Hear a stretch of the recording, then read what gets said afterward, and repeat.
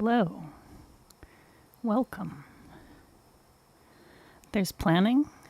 I see planning in the chat. We're planning. Oh dear. My sound is still on my phone.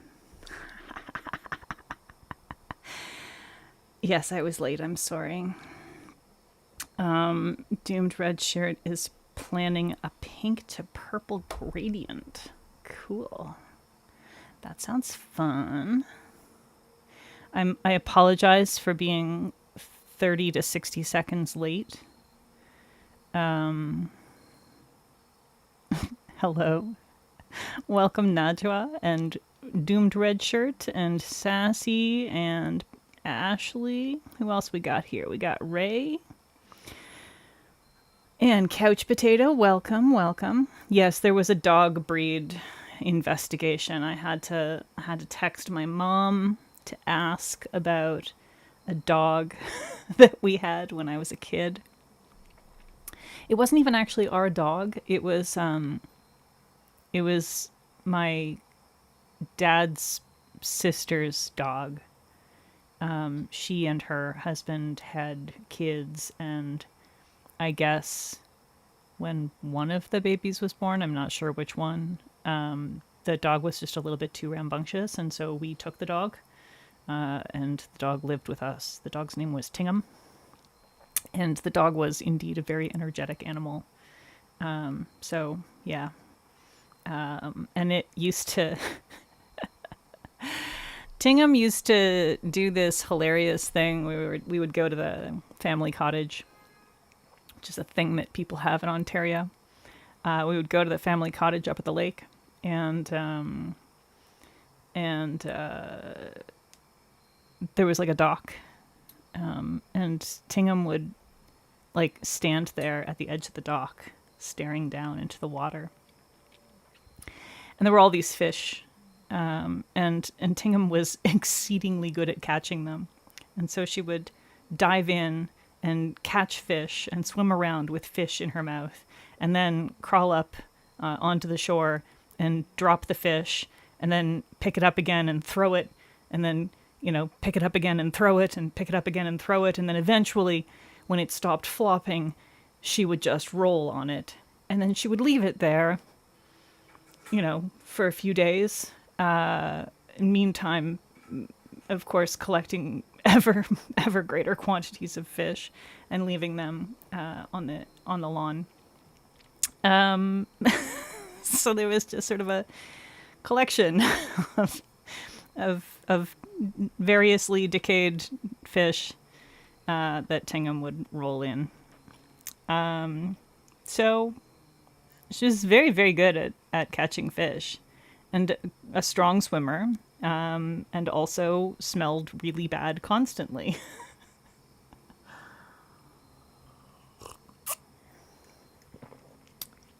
Yeah, we're not sure. So I asked Mom if she knew what breed Tingham was, and all she knew for sure was that Tingham was definitely some kind of a mutt, and likely had some setter in her. But yeah, wasteful dog, right? I mean, I guess it was free fertilizer for the cottage yard, but it's not like we cared about growing, a lawn or whatever. The yard was just like kind of left to its own devices.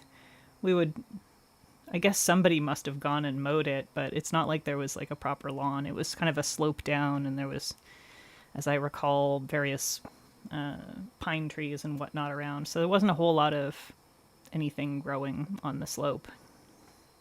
And now you understand why I preferred cats. Yes. Yeah.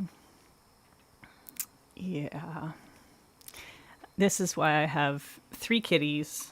And maybe, possibly, perhaps, after this weekend, we might have a 4th. Although I still have not heard back from the people about scheduling a meeting, so I don't know. I need to...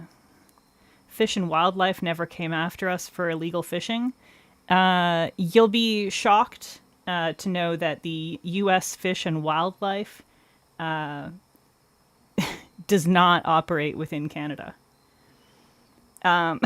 So no, Fish and Wildlife did not come after us for illegal fishing.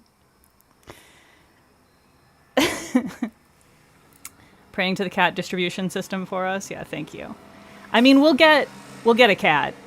I think that's inevitable at this point. We'll get a kitten friend for little Cinna. It's just going to be a matter of like, I don't know if it's going to be this kitten. We'll see. We'll see what happens. But yeah, we're excited to meet him.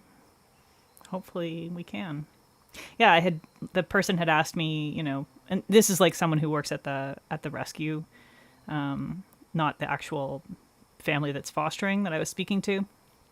But they'd asked me what would be a good time and day to meet, and I made a suggestion and said, but we're flexible.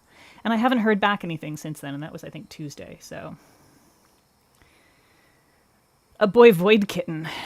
A void would be cute, but I just want to have a cat that gets along with Cinna, and that needs a home. So, I'm not going to get picky about that. Yeah, I'm sure that they are in Ontario as well, but you can't do much about it. Like, it's cottage country. They're not going around monitoring people's cottages for whether or not their dogs are going into the water. And like, what are you going to do? Keep the dog indoors all summer long? It's kind of a meh. Yeah, I really hope that Cinna gets to have a little brother that is a good playmate for her, because that's really what she needs. Dear cat distribution system, meow meow meow meow meow meow meow meow, Peggy meow meow meow meow meow. This, I think they'll understand that, right? I'm having a cup of tea. I made myself some pseudo chai for stream because it's actually kind of sort of cool these days, which is nice. We've had some really lovely weather. It's been a high of 25 in real actual degrees. I don't know what it is in freedom units. And it's been like going down to 14, 15 degrees overnight. Again, I don't know what that is in freedom units. But it's nice. It's pleasant. It's good. Oh no, Doomed Red Shirt, you have a cracked nail. That sucks.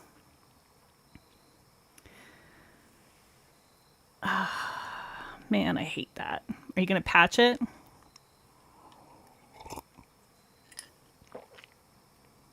Is that like 60s? I guess that would make sense for the 14, 15 degree overnight. I'm not sure what 25 degrees is. I feel like that's like warm room temperature, so probably something like 75 would be my guess.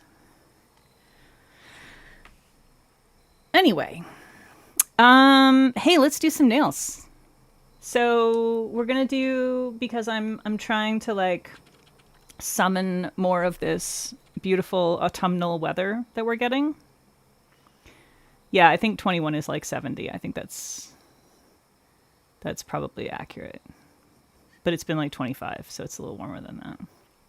You're in the middle of a heat wave, 30 C plus for a week and a half. Yeah, that's freaking too hot. Molly, welcome. Hello. Do you need special polish for fluid art? It's an option. You don't have to use a special polish for fluid art. If you are not using a special polish for fluid art, however, you do need a special additive. I am going to be using special polish that already contains the magic ingredient, and I will go into all of that. But you don't have to. So a lot of people will DIY their own fluid art polishes using, someone in chat's going to remember what the hair product is that contains dimethicone. It's a Garnier Fructis something or other. It's like a hair smoothing thing. The important thing is that it contains dimethicone. So dimethicone is going to be the magic ingredient. I will type that into chat for you with my other... Oh, it's Garnier hair oil. Okay. Dimethicone. Typing it into chat with my other account here. So if anybody needs to know the actual ingredient, dimethicone, it will also sometimes be called silicone oil. Silicone oil is a more general term, though. So if it says silicone oil, it might be disiloxane instead. There's a couple of others that it can be. Any of them should work in theory, but dimethicone is the one that we know for sure works really well. So just check the ingredients and make sure it has dimethicone in it, and it should work just fine. And you don't need to add very much.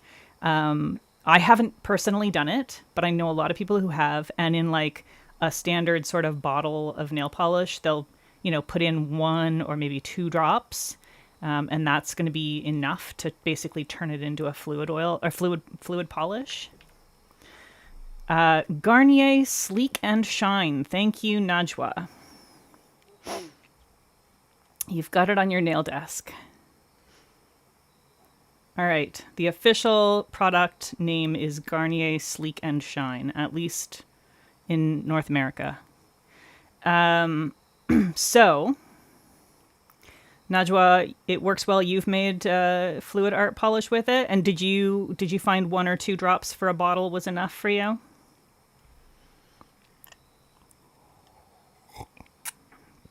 It's worth noting as well, I have heard reports from some people. There are some breathable nail polish lines that have some dimethicone in them. Not all of them have enough dimethicone to do it, but some seem to. It's like 2 pumps. Oh, so it's more for that stuff. It must have a lower... Okay. I think the 1 or 2 drops might be for pure dimethicone oil that you're getting from an art store. That's a thing you can do as well. You can just get, it'll be called it'll be called dimethicone or silicone oil for fluid art, because people do fluid art with acrylic paint as well, and it's exactly the same. It works the same way. You can use the same product. You do need to, blend it really, really well to work it all in. But I'm bypassing all of that and using some pre-made fluid art polishes. I have a number of them here. Let's say farewell to Jamie for a little while. So I have a few that I pulled that I thought just seemed like potentially autumnal. Mine are all from Baroness X. Just because that's one of the brands that does a lot of this. So, but there's other brands that do fluid art polishes as well. This is just the big one in North America that I know. So you'll want some kind of a fluid art polish, whether you've made it yourself or purchased it.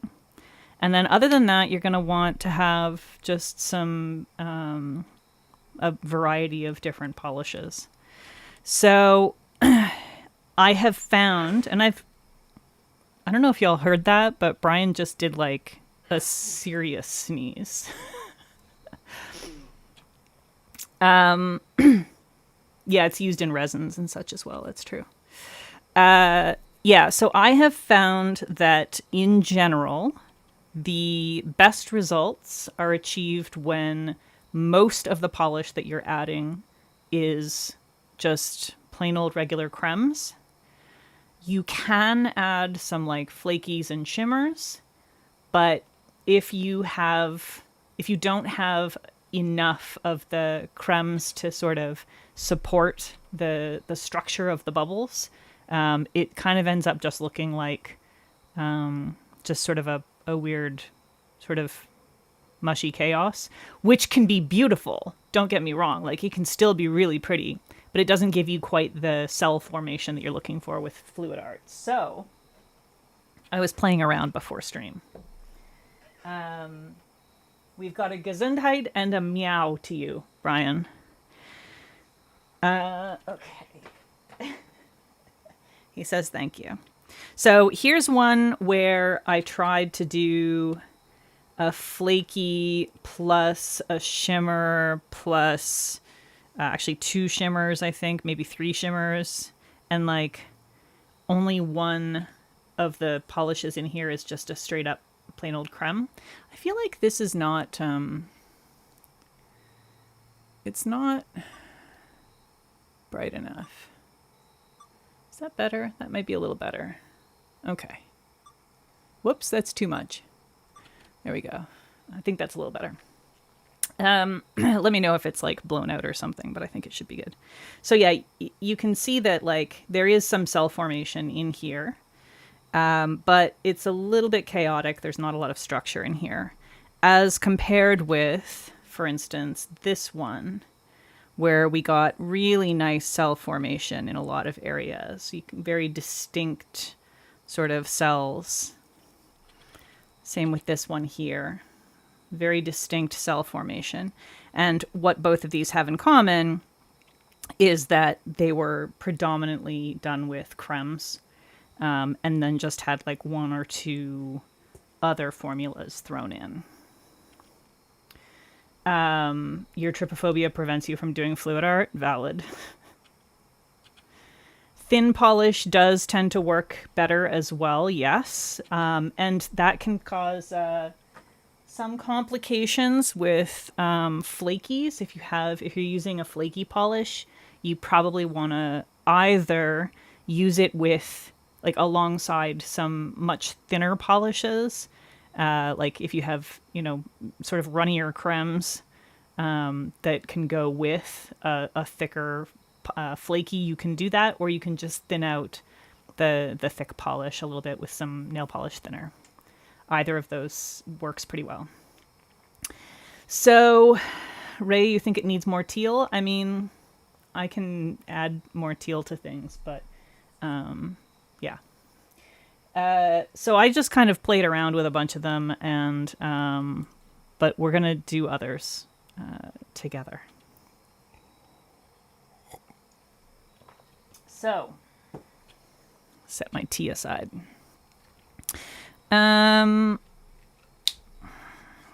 Let's see.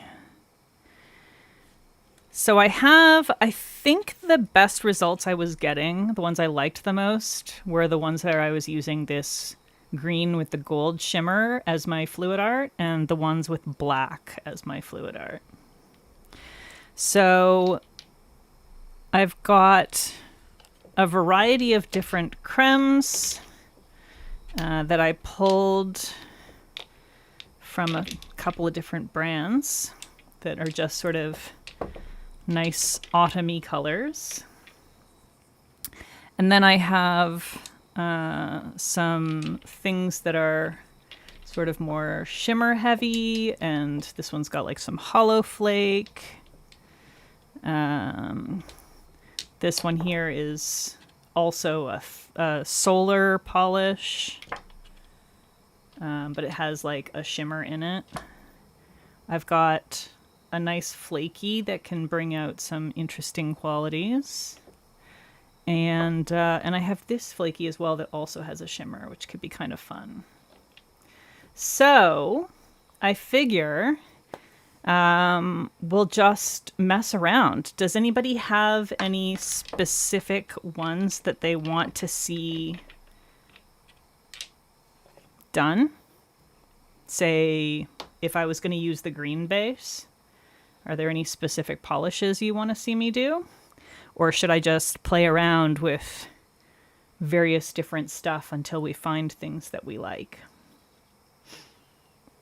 This one, by the way, it looks very, very red, but you're getting mostly shimmer there. The base of it is sort of a slate blue-gray.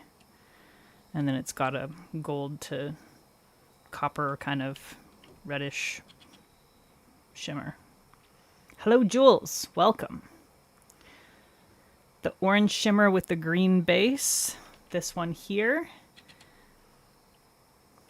Do I have a maroon? I mean, I have...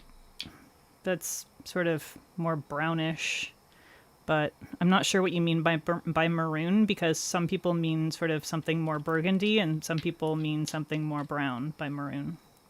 Sparkly plum.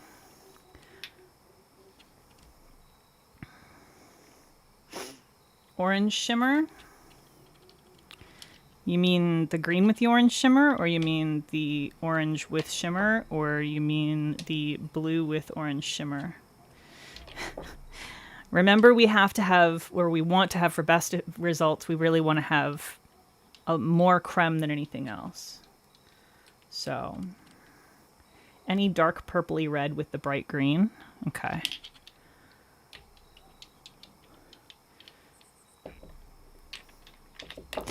All right.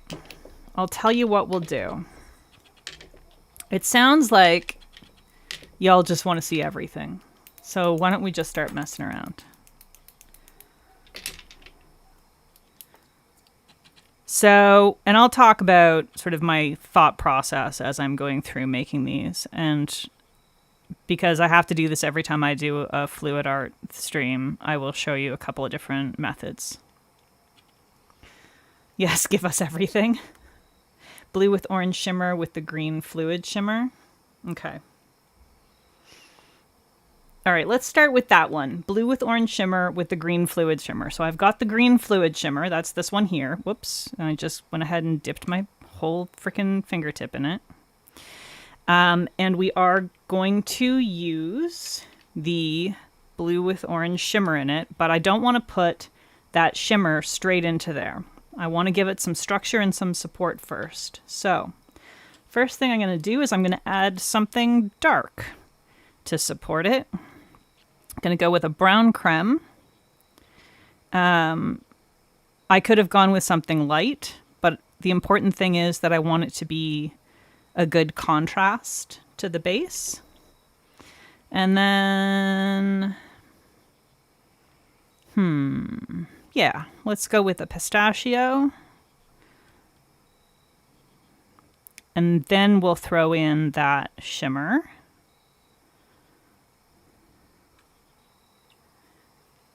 You're thinking sparkly plum with orange cream gold fluid art? Ooh, that could be interesting.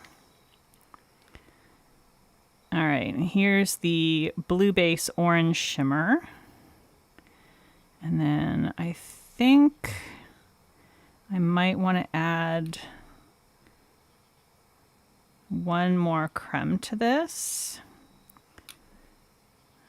A little bit more there. Which I think I want to do this sort of caramelly one. Then we'll see how this worked out.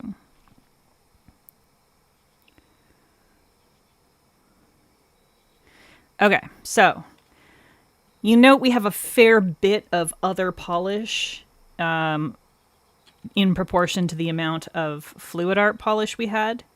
That's how you want it. I'm just kind of doing a little bit of a mush without squishing too much. Without, like, if you mix it too well, then you're going to end up with just sort of a brownish mush. And I'm just basically pulling all the polish that's pooled at the edges. I'm like tilting the whole mat and using, this is just a stamper scraping card, but you could use an old credit card or whatever, anything sort of like that. And we're basically just pulling it out until we don't really have the huge thickness on the edges anymore. It is still going to be thick, okay? Fluid art is always going to be a little thick, which means it's going to take a little while to dry enough to be able to actually put it on our nails. But this is what we've got. I think that came out really nice. I like the pops of green in there. This would be good for autumn leaves. So we're thinking about doing some cutting out some autumn leaves to sort of paste on my nails over top of a different base. And I feel like this one would be really good for that. Ghislaine, hello, welcome. I'm also happy you caught alive. Yeah, the green did kind of disappear, but it does show up in the holes, in those cells. And so as we're gonna like set it aside, and actually the cells will tend to continue to develop a little bit as it dries. And so this combo says caramel apples to you. Yes, I absolutely agree. Yeah, so I really like this combo. I think that was a good one. Now I saw Sassy said sparkly plum with orange cream and gold fluid art. Okay, so gold fluid art. I assume you mean this one that is actually a gold flake fluid art.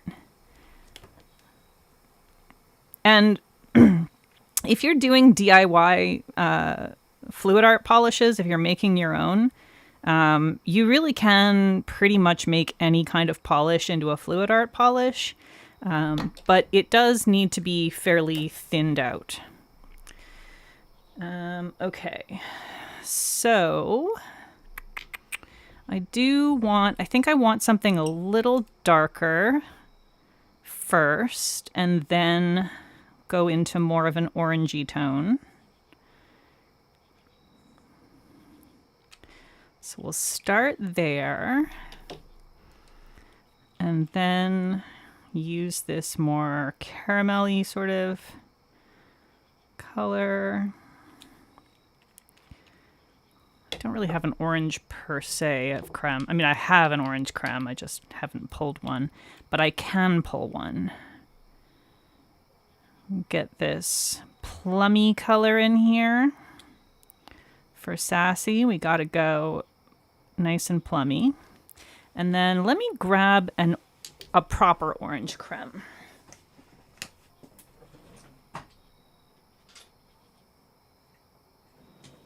Doesn't get much more orange than Oh My Gourd.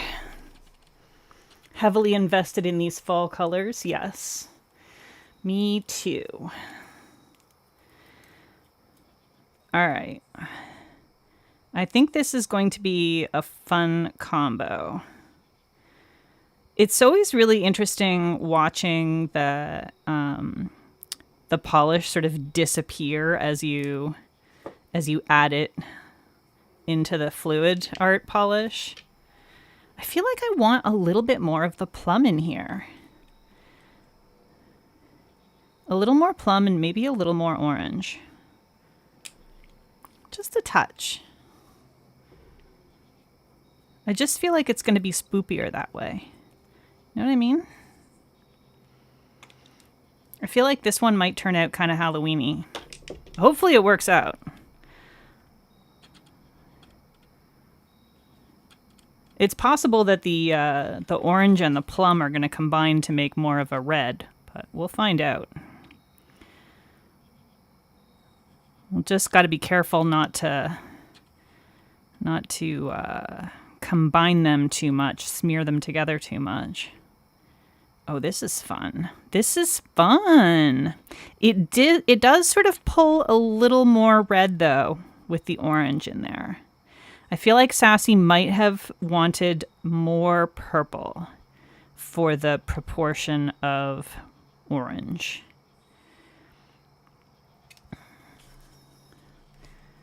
I just have a feeling. 'Cause I know Sassy. She loves her some purple. It is very pretty though. But yeah, you know what I'm going to do? I'm going to redo the same thing, but I'm going to add more of a purple creme as well to help support that other purple.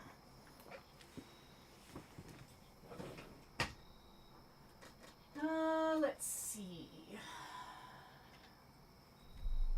Do I want more of this color? Or more magenta.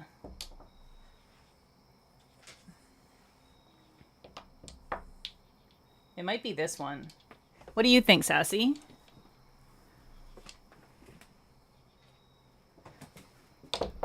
Here. What do you think, Sassy? Which one should I add?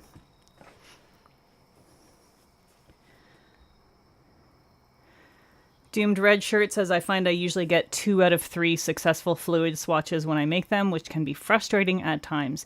Yeah, I think for me that's kind of part of the process, right? Like when I'm going into a fluid art mani, I know that I'm going to be doing a lot of experimentation before I ever sort of hit on the combo that I really love and that I want to use. Which is why I did a bunch before stream to sort of play around and see what I liked. You want I'm Over Brew? I had a feeling you might. And that's such a good autumn color. It's like just the right amount of plumminess. Okay, so we're doing that with the gold and some orange. And I think I'm going to leave... Well, I might still do a little bit of the caramel. We'll see. Yeah, I probably will. But less of that because the Oh My Gourd really seems to take over a fair bit there. I'm going to use this first.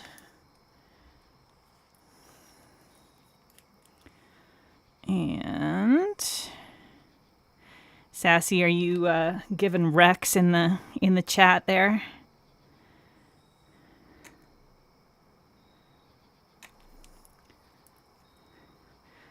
Oh My Gourd is the bane of Linry's existence, really, because it's such a common pun. Does she just hate the pun, or does she hate the polish itself? I feel like this is important information.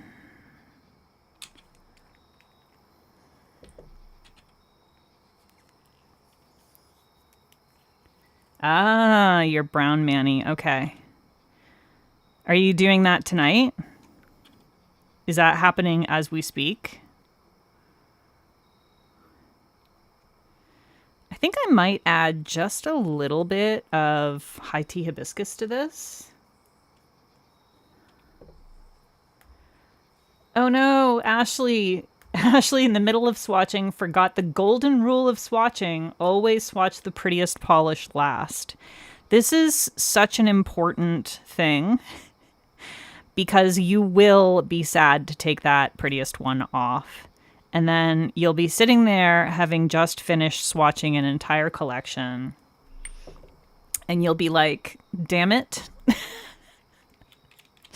I don't really want to take off my mani yet again.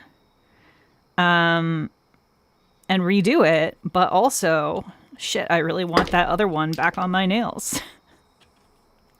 It's the worst. I have been there. I'm going to add a little bit more of the sparkly plum. I've added a whole bunch of cremes in there. And do a little... You see when I'm doing this, I'm not really quite mushing them together. I'm sort of just rolling them in each other's vicinity. Like, trying to make the polishes interact without completely smushing them against each other. And you don't have to really do that at all if you don't want to. But I find it can help to avoid big areas that are all one color. Sometimes you want big areas that are all one color, though, so... Or that are mostly one color. This, I feel like this is more it. This is it, isn't it, Sassy? This is what you were hoping for.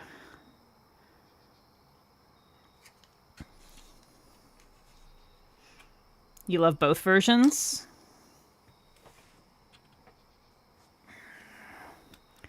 The other one much more orange. And this one much more purple. They're both beautiful, though, I agree with you. They would actually just be really fun to use together on the same nail. You know, you could cut leaf shapes out of both and layer them. All right. I just dropped one. I dropped it polished side down. But only part of it is screwed up. It's like this area got messed up over here.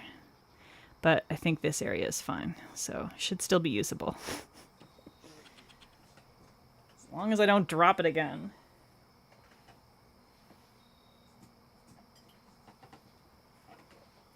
Okay. Yeah, I know you like more purple. I am familiar with your purple adoration.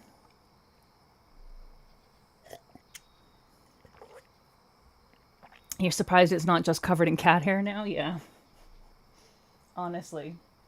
Pretty much everything else is, so I have no place to put my teacup now because I've covered... There's a cat condo over here that's like just, a short little cardboard sort of cat cave with a flat top. And I've just got it completely covered in fluid art things now. Couch potato, you already did your mani today? You put 2 coats of Clina Boop on. That's like a light sort of turquoisey blue, right? I feel like that one was super pretty and I really liked it and I was very tempted by it and I'm being good. Okay. What was the next? Who else wanted something? Was there another combo that somebody was like super interested in? Dark red, orange, yellow with the gold. We kind of already did that. The orange one with stuff in it. This one here. You want me to do something with this one, couch potato?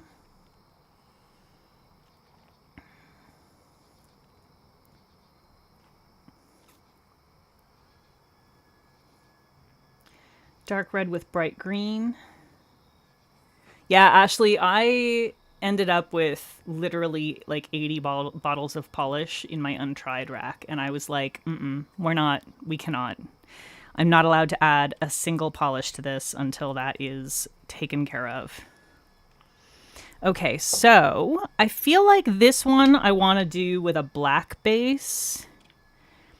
And then I feel like it wants some like kind of classic Halloween action. Maybe this as well. Or yeah, maybe this. I feel like I want to keep it simple. How do you feel about this, couch potato? Dark and stormy nails, you're late, but you had an amazing massage. Dang. Give me some of that. I was only late because I was talking about dogs. I would much rather have been late for a massage.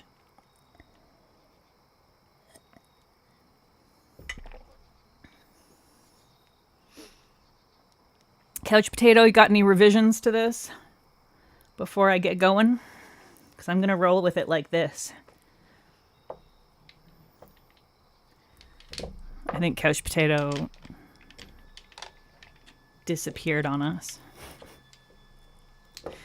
Picked a polish and dipped. Oh boy, I've got lint and fur and hair on my thing here. Your polish choice is in it, so you feel good about it? Okay, good. Deal. I like it. Nice and easy. Okay. I said I was going to show some different techniques for setting these up, but I haven't done that. I should do that. I think let's start with some of this green.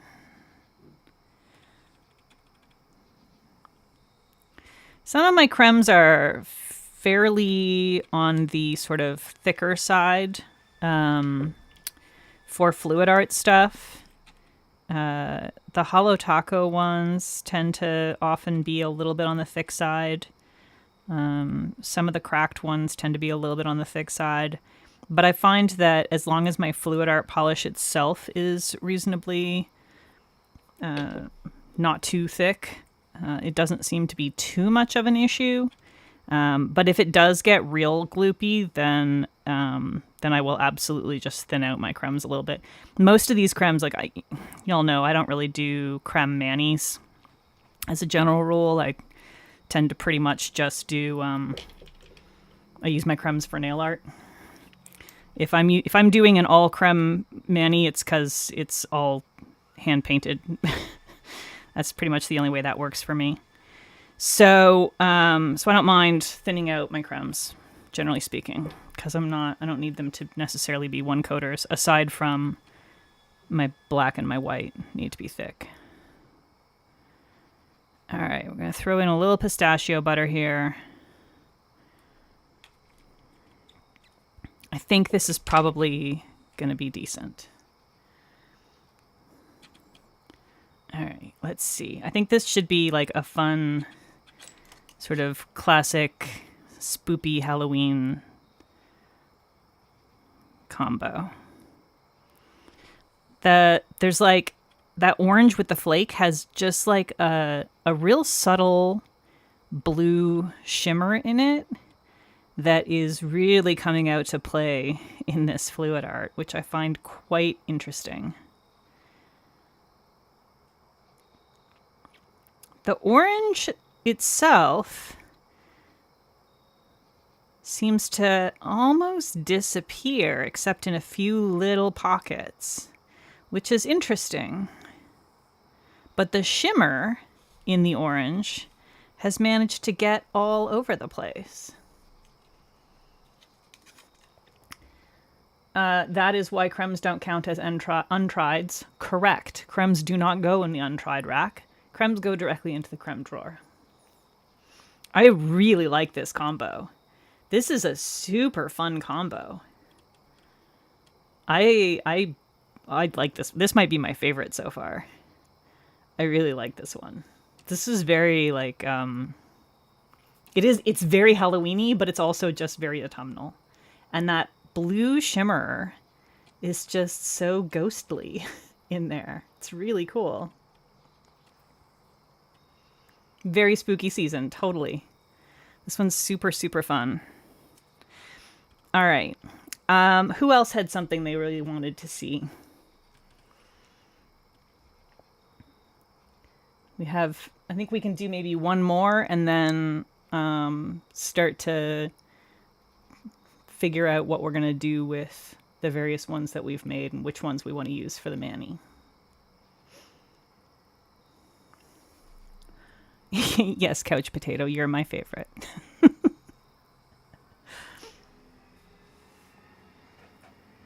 Okay. Can you stay up there without falling down? Hopefully. Should it be dealer's choice or does someone have light blue? I mean, yeah, I have light blue, but what do you want to do with it, Najwa? What's your thinking?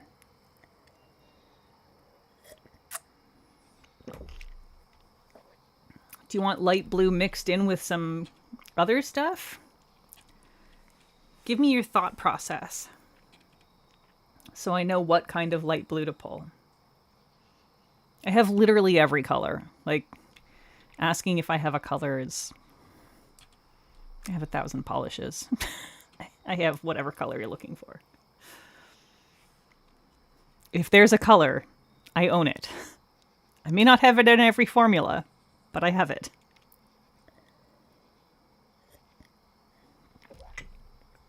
Even if it's purple.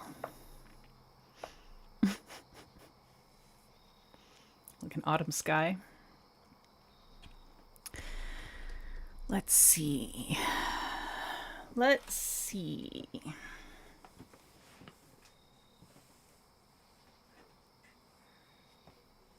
I have a light blue fluid art polish.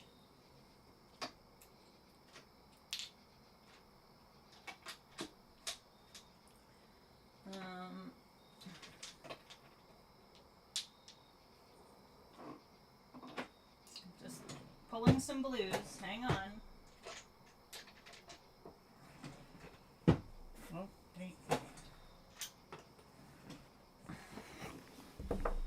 I have some blue cremes.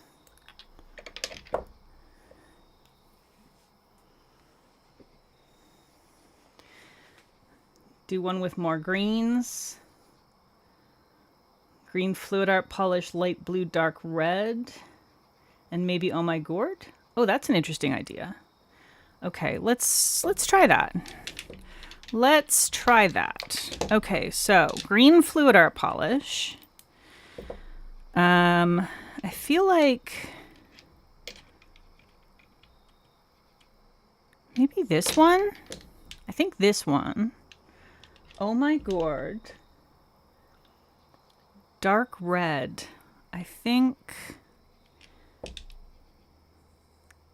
maybe that or the brown or...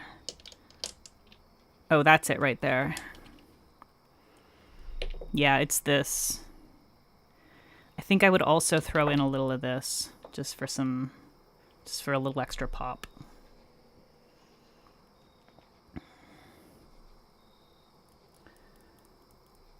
Or, yeah, I could use this with a green creme.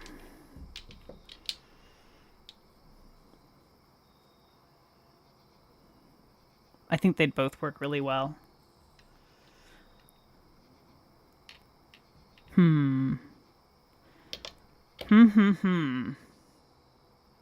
Let's do this one. Let's do this combo. Okay. We'll try this, and then we'll try a combo with more greens, because I think I saw someone wanted a green.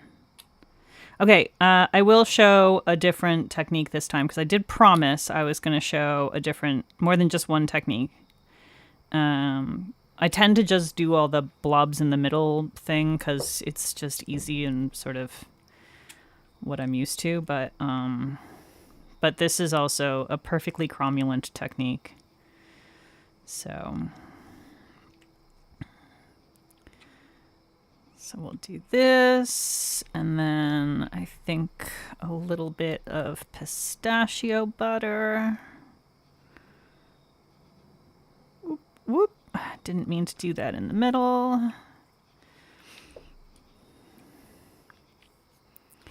Let's do the red next. See how if they even touch a tiny little bit across that barrier, they immediately start to join up? We're going to take advantage of that tendency, but I didn't really intend for it to happen quite that early. Normally what I would do is then put in between a section with a slightly different coloration pattern.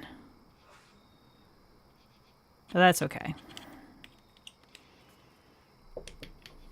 Maybe just a tiny little bit more pistachio butter. There we go. Bestie called you because you're planning your birthday party. You got schedules to work around. That's exciting. When's your birthday, Sassy? Is it soon?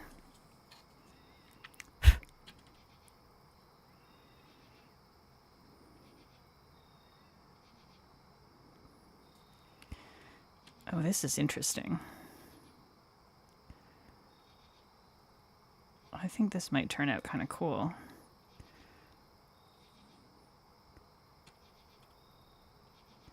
Certainly got some nice cell formation in here. I like that orange against the greens in particular. The blue got a little lost, so I think I might want to try a second iteration of this, but with the blue creme.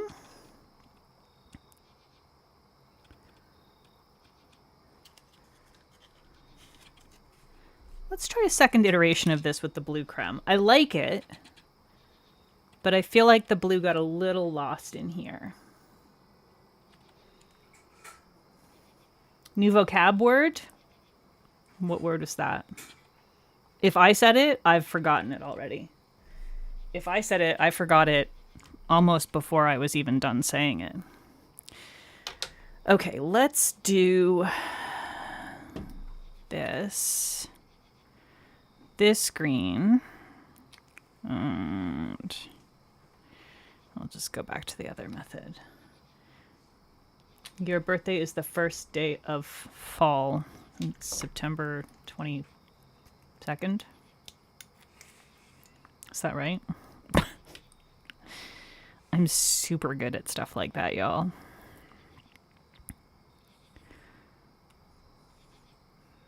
$21st?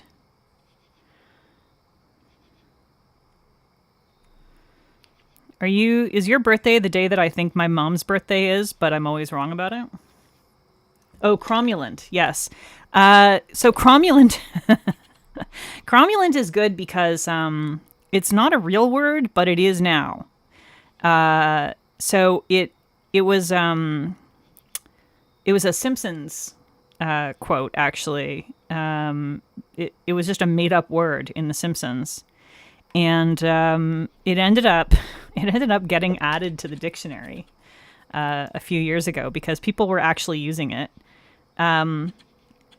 So yeah, it is now officially a word. And that fact never fails to delight me. It makes me exceedingly happy that we managed to get a made-up word from The Simpsons added to the dictionary. I'm adding more blue because I feel like we want a little bit more of that in here. Okay.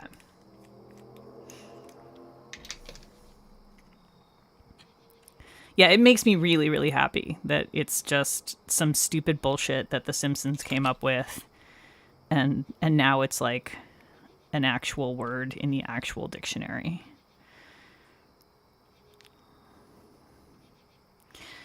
Ooh, I'm glad I tried this one again, because this is going to be very interesting as it develops.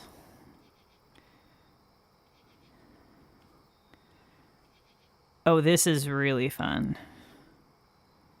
Okay, I like this one. I like this one a lot, y'all.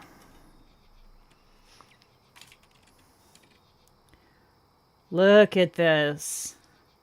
That one came out super cool.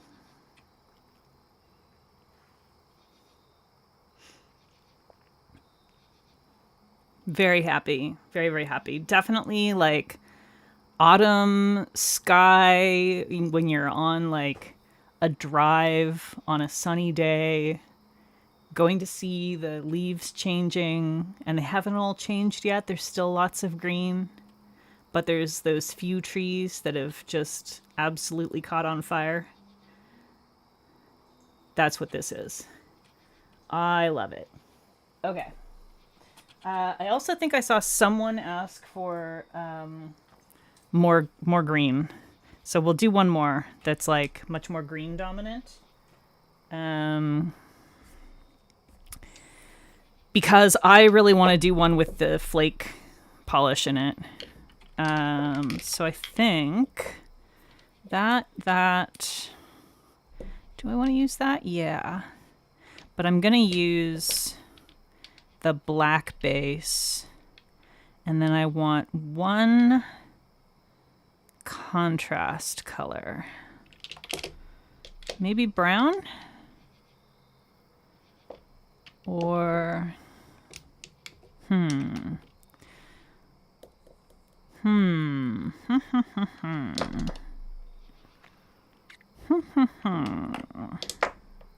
That's it right there. Okay. We'll do that. You need one that's more red purple? More red purple than the one that's entirely red? Seriously? More red purple than that? You're just gonna have to wait. All right. I'll use the 3 dots method again this time and hopefully not screw it up. Just needed to space it a little better and not accidentally drip partway through. Dark red, I see. Okay. All right. All right. I'll make it so. Just for you, Ray. But first we're going to do this one.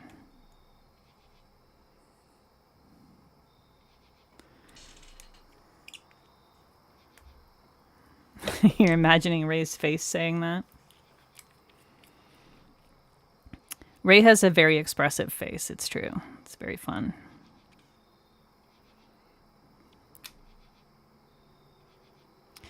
All right. This is this polish here is the Rogue Lacquerdactyl collab polish, and I have not had a chance to wear it yet. But I pulled it to play with for this because it just seemed super fun and like a really good color for this.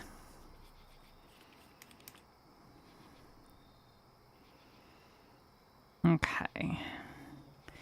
Now, let's add some of that in between. And then some green in between.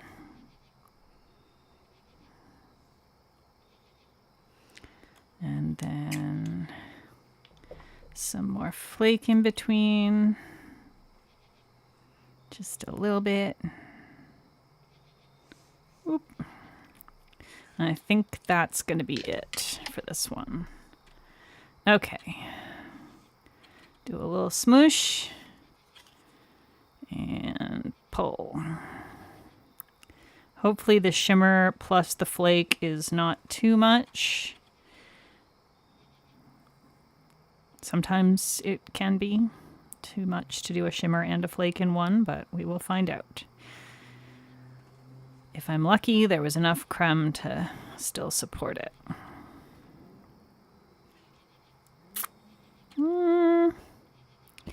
Not getting like super distinct cells, but I do really like this like vein thing that's happened in here. I do have some cell formation happening, but this whole area with this sort of wine vein running through it is really interesting. I think this one's going to develop into something cool, so I'm going to set it aside. Yeah, it looks like a decaying leaf. I don't know how you missed it, Ashley. It might still be available. They did it just before. I think it was launched at PBE and then was available on Rogue's website afterward. So it might still be available. Okay, and then Ray, this actually has to be the last one, and I'm going to tell you why, Ray, because this is my last silicone round, okay? It's the last one I've got, so we truly can't do any more after this. But you want one that's more dark red. So, more dark red. Hang on a second. Because I want to add...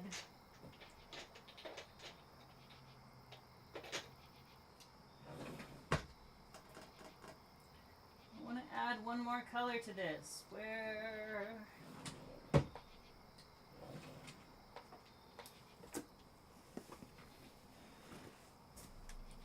can try that. There. That's the one I was looking for. Okay. I'm going to add this creme in the mix. Okay, so dark red. We'll start with black. We'll do a true red. We'll do this shimmer, maybe. Contrast. Speak up, Ray. Speak up. Do we add a purple?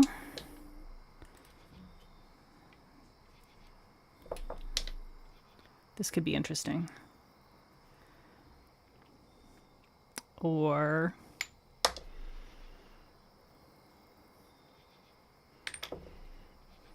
what do we think? Yes, which? You're going to have to be more specific. You know there's a delay.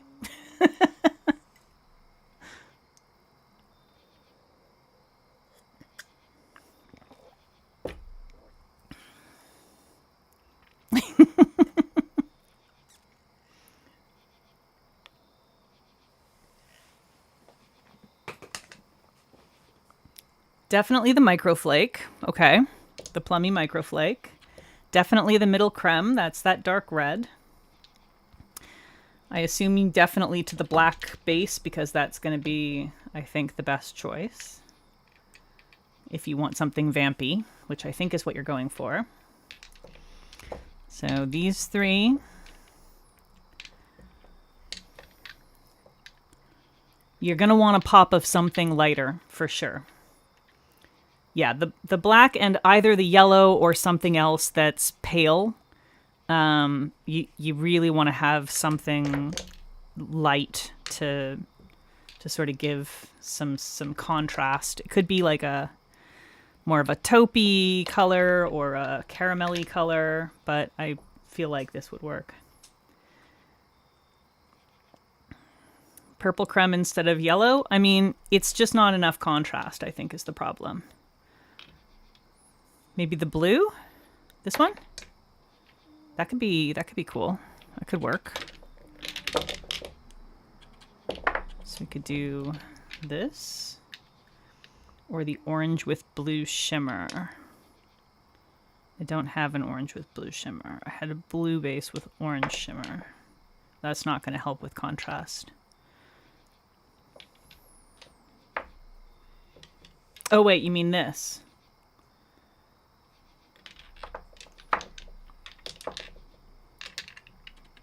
Duh.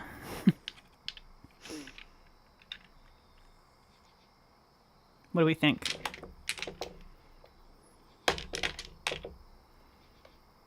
Is this it?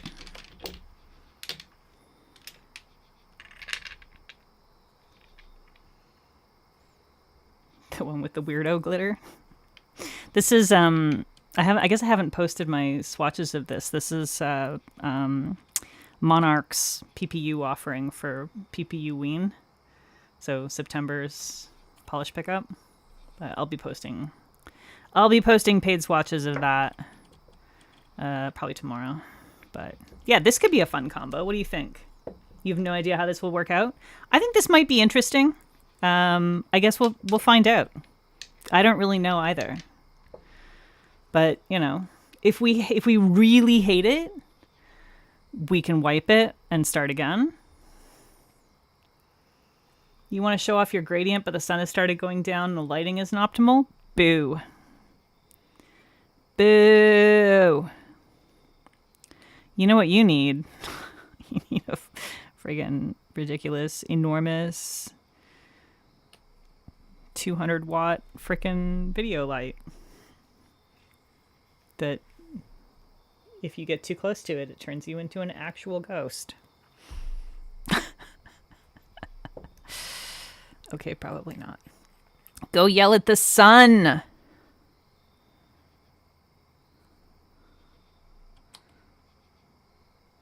That's the solution. You could be like the old man yelling at clouds, except instead of yelling at clouds, you'll be yelling at the sun. That could work. Are we going to add the blue to this or not? I'm debating about the blue. I don't know if it needs the blue. It might be okay with just the orange for the contrast. I'm just not sure if we're going to see it. I feel like it'll work better if we have a little bit of the blue, though.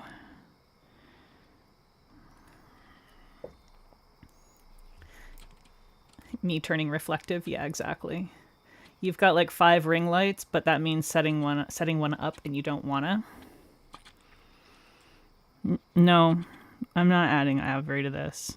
I'm not adding more polish that isn't already in front of me at this stage. That's just going to be a pain in the butt.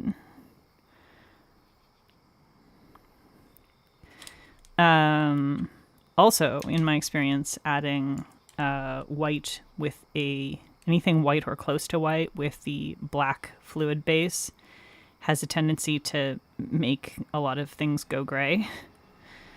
So I find black and white together with a fluid polish is just not necessarily as good an idea as I have often hoped it would be. Every time I've tried it, I've ended up going, well, shoot, that didn't do what I wanted it to do. Adding some more red. Adding some more of this. And then some more of this orange. We'll see what happens here. We might hate this, y'all. This could be awful. Yeah, you can't... Once I've started doing the thing, it's too late to make changes, y'all. I think this might actually be okay, though.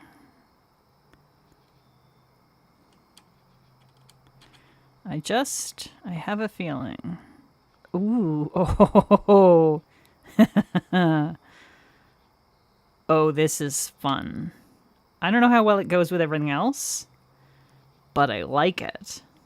I can tell you right now, it's not what Ray was going for, but I like it. That's a good combo.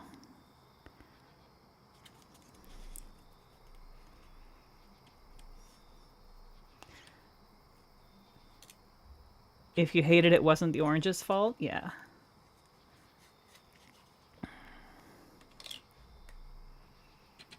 It's really cool. I know it wasn't what Ray was going for, but it's really cool. The orange shimmer in there, like we kind of lost all the actual orange pretty much, but the blue shimmer from the orange, like, oh, that's cool. Hey, May. Yeah, the orange deserved more spotlight, but I agree it is a little on the shy side. I think it's because the orange isn't actually it's not a creme base, right? It's a crelly base, and crellies often kind of get lost a little bit in this. But yeah, it looks really, really cool. I extremely like it, even though I know it wasn't what you were going for. Okay, I'm out of little thingies.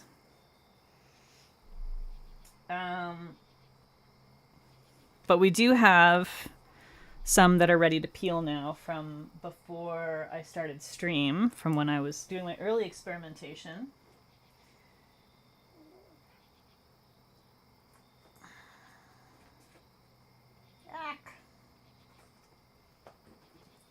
And those we can use to make some decisions and talk about some... Can you post a link to the image? I don't know if it'll show as a link in YouTube. You might have to put it in Discord. So one of the things that I want to try and experiment with these ones that I had done earlier is see whether or not my ideas for making leaves is even going to work. Jules, you were late. Where are the little silicone mats from? A variety of locations. These little rectangular ones are ones that I cut out of a larger nail mat that I think I probably got on Amazon or something. These smaller rounds I got from... I think I got the smaller rounds from Baroness X, I think. And the larger rounds I got, I'm pretty sure I just picked those up on Amazon as well. But yeah, obviously they're gonna most likely be cheaper on Amazon. But I mean, we're trying not to buy from them so much these days, but you know, there's some stuff where it's a little bit unavoidable. Baroness X does sell the round ones, yes. Yeah, the square ones, you're quite correct, Najwa. Those were a mat that's cut off.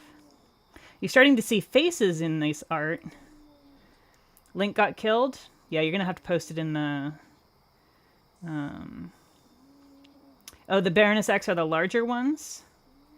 Yeah, I can never remember which ones are which. But I know I got some mats from Baroness X and some mats from Amazon. So whichever, I don't know. Depending on where you are, you may or may not have options. Correct. Okay, so I want to do a little bit of testing. I have some hole punches, and I also just have little scissors. So unfortunately, I don't have any like leaf-shaped punches, but I do have some heart. I have a heart one. I have a star, which I don't think is going to be quite as useful. And I have a round one. So I want to try a couple of different things to see if I can make this reasonable. To try and make some little leaves, or if it's going to just end up being easier to just cut them by hand. Well, I don't have a Discord of my own, but what Discord are we in together? I can't remember. I'm in like so many Discords right now. Are we in the Manicure one together? Are we in the Nicole's one together? A bunch of people here are in Nicole's. Man. Actually, if I have you just on Discord, like, in DMs. So if you just DM it to me, maybe I can pull it up and show people if you wanted that. If you want it shown. Yeah, that's what I was thinking about, Ray, is cutting the heart shape in half might look kind of leafy. I was also thinking about doing like a double punch on a circle one. So the idea being that basically if I use the heart punch, it's going to give me, if I can get this out, come on. So there we go. This is where we need little forceps here. If I get this, and then get my little scissors. Star cut in half might look leafy too. Yeah, maybe. Oh my goodness, Doomed Red Shoot. It looks really Doomed Red Shirt. It looks really good. All right. Would you like me to share it with the others, or would you prefer not to? Because if you would like me to, then I will be happy to share it. If I can get OBS to cooperate with that, I can just save it to my computer. So I'm going to attempt to cut this in half with these little, oh gosh, little scissors that are not really very sharp. Oh boy. I mean, it's a little bit leafy, I guess. It's not like extremely leafy, I wouldn't say. This would be a lot. This one came out pretty leafy. Is that even in view? Hang on. Oh boy. Desktop. Just gonna save that to my desktop. Okay, and then go back over to OBS so I can see. Yeah, okay. So this one kind of looks leafy, but this other one has like a little extra twiddly bit on it that would have to get cut off. And then it will probably look pretty leafy. Oh gosh, it's so hard to do this though, y'all. This is why you just need to have a leaf shape cutter instead of futzing around with trying to cut it. Like, this is silly. All right, so that was my idea for the leaf shape one, or for the heart shape one, and then my idea for the round one was to like try cutting it, and then eventually maybe somehow getting it to come out. There we go. And then just like trying to cut it a second time, but offset. But I don't know if this is gonna work like at all. Like, this might not work at all. It might just, like, be a huge pain in the butt. I can already tell you it's going to be a huge pain in the butt. There we go. Okay. So there's the other option. So we had that from the circle and that from the heart. And those are both sort of leafy shapes. And yes, I could hand paint the stems. I did see, yeah, I saw, I have saved it, and I'm going to add it.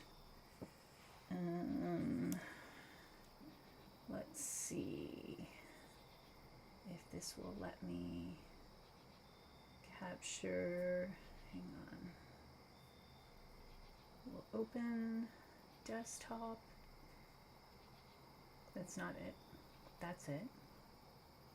So we'll open that in preview and then see if OBS will let me open preview. Can I capture the preview window?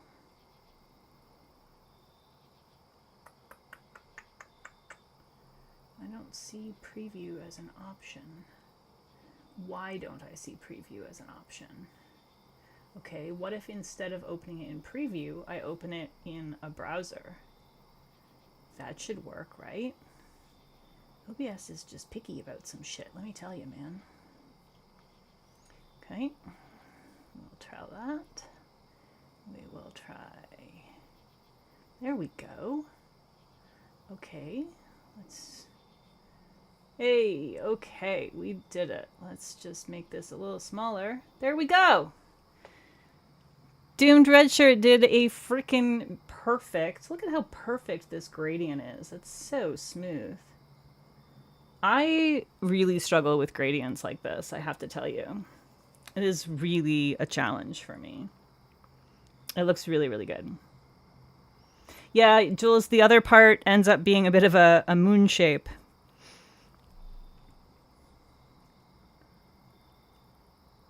Who are you dealing for now, Ray?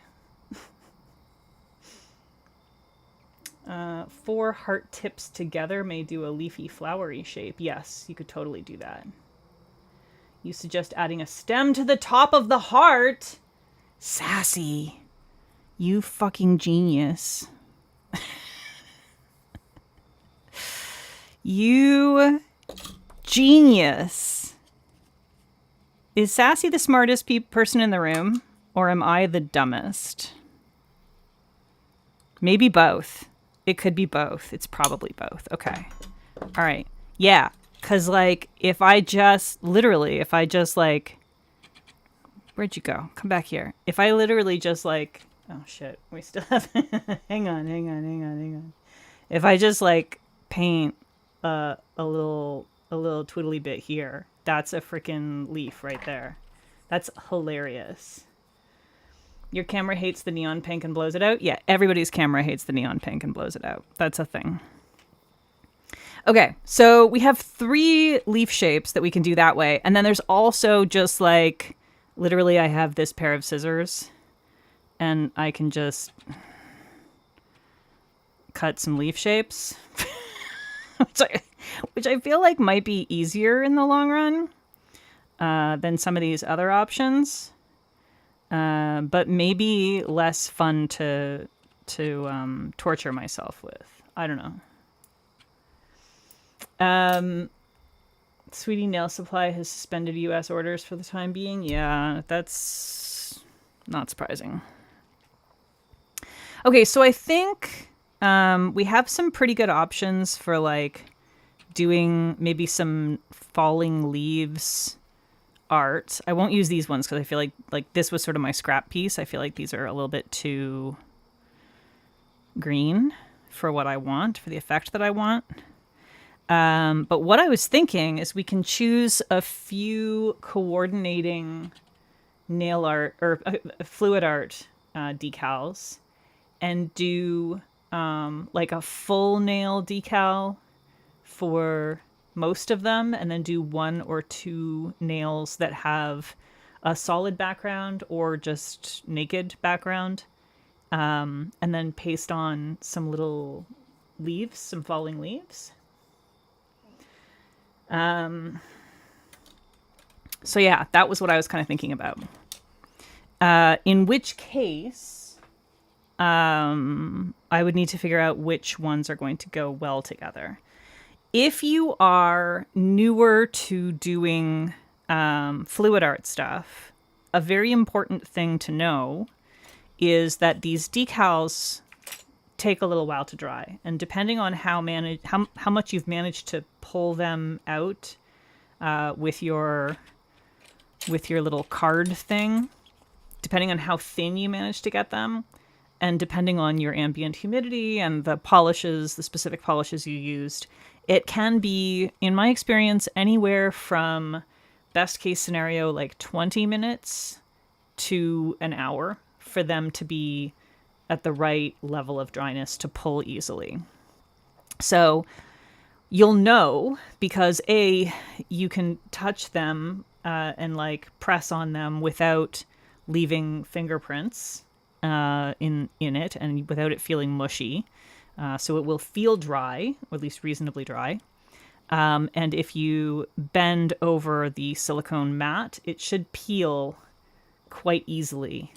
It should come away from the mat quite easily without having to work at it. Now, you can make these ahead of time with the caveat that if you do them too much ahead of time, they will get brittle. And if they get brittle, if you've done them like 2 days or 3 days in advance and they get brittle, they'll be really difficult to apply to your nails without a lot of cracking and folding and unpleasantness. So there's sort of a sweet spot. You can, to some extent, revive them with a top coat before removing them from the mat. But you do run the risk, depending on what polishes you used, of streaking. So if you've used a highly pigmented black or white creme as part of your mix, there's a reasonable chance that you're going to end up with some smudging if you use a top coat. Just things to think about when you're planning this kind of thing. So these ones that I did before stream are all obviously quite dry and good to go for sure. They're still quite pliable, so it's, I can stretch them if I want to. I can pull on them and stretch them a little bit. They feel like they're not going to just crack.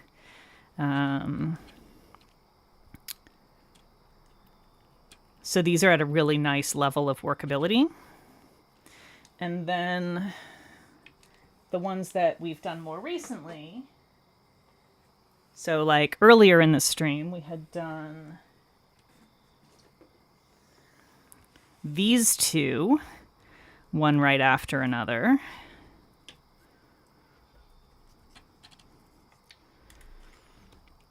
And I managed to pull these ones out fairly thin, but there are definitely some thicker spots. Like there's an area here where if I press on it, I can see that I can make a bit of a fingerprint there. So I suspect that I might be able to pull this, but there might end up being a little bit of a sticky spot there, and it'll be a little bit more risky to start peeling it right now. It'll need a little bit more coaxing. It's more likely to tear at the edges. It's more likely to stick a little bit. So it's sort of like right at the edge of a usable level. So you kind of have to, and this is just, you just kind of get a feel for when it's ready to start to peel. But if you find that as you're peeling, it's sticking too much to the silicone, just stop, press it back down again, and let it sit for a little longer, and it'll be fine.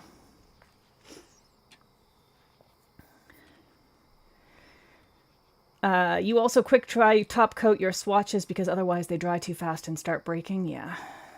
Reminds you of fruit roll-ups. Dear representative, I want my dang nail polished. It is the only thing keeping me from rioting. What a way to threaten your senators and Congress people, huh? We will riot if we do not get our nail polish in a timely manner without excessive tariffs. All right, so that's the super orangey one. And this is the redder one that came just a little bit after. More plummy red. And this one also, I did manage to pull it out fairly thin, so it's pretty good, but definitely slightly more on the soft and slightly tacky side. And you can see that I'm having to like actually carefully lift this a little bit at a time, as opposed to the earliest ones where I was just rolling it and it was popping right off the silicone.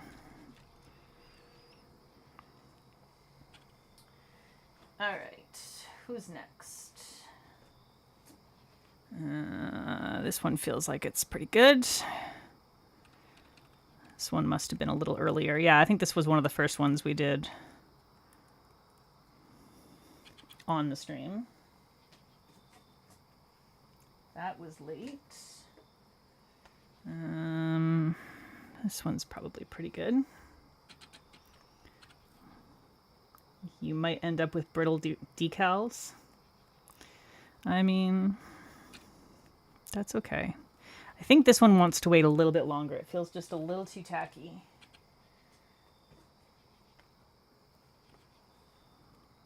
This one as well, just a little bit too tacky. Okay, we'll leave those ones a little longer. I'm thinking these, probably all three of these will make really good leaves. So I think I'm going to cut these ones into leaves, and then use some other ones for like full nail decals. The boys need out. Better go take care of them. Okay. And I think I want to do multiple types of leaves. So I'm going to do some with the heart punch just because I want to have some variation in the shape. So I'm going to do some with the heart punch. Oh, that's the other thing. If you're using a punch like this, if you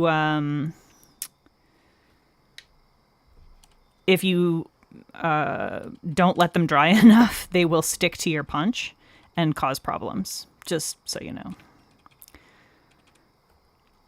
They'll like basically glue themselves to your punch.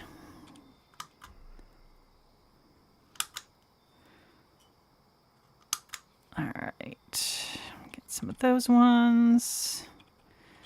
Also, they really love to just wedge themselves in these things. Come on, get out. This thing doesn't want to come out. It doesn't want to come out. It wants to live there forever.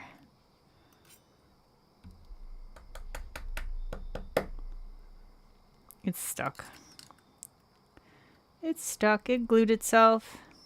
There we go. Okay. So that is the danger of punching with very fresh decals. There we go. We managed to get them apart, so it'll be okay. But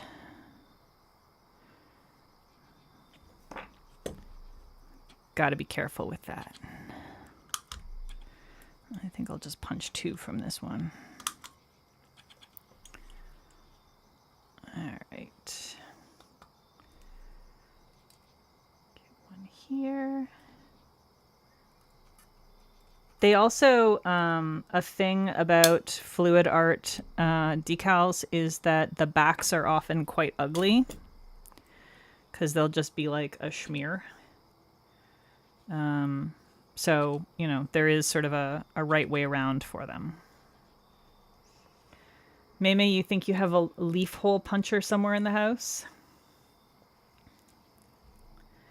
You got to go run away, Doomed Red Shirt. Well, it was really nice to have you here. And hopefully we'll see you again soon. All right, I'm going to cut some of these guys in half. I don't think all of them. I think some of them I will leave whole and add a stem to. And some of them I will cut in half. Because we want to have a variety of different shapes, I think. I think it's, oh geez, oh geez. I think it's just going to be more fun if we have a variety.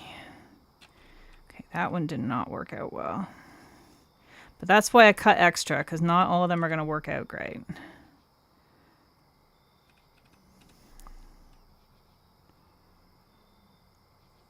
Oof, oof, there we go. All right. And then we'll cut some whole ones, some round ones.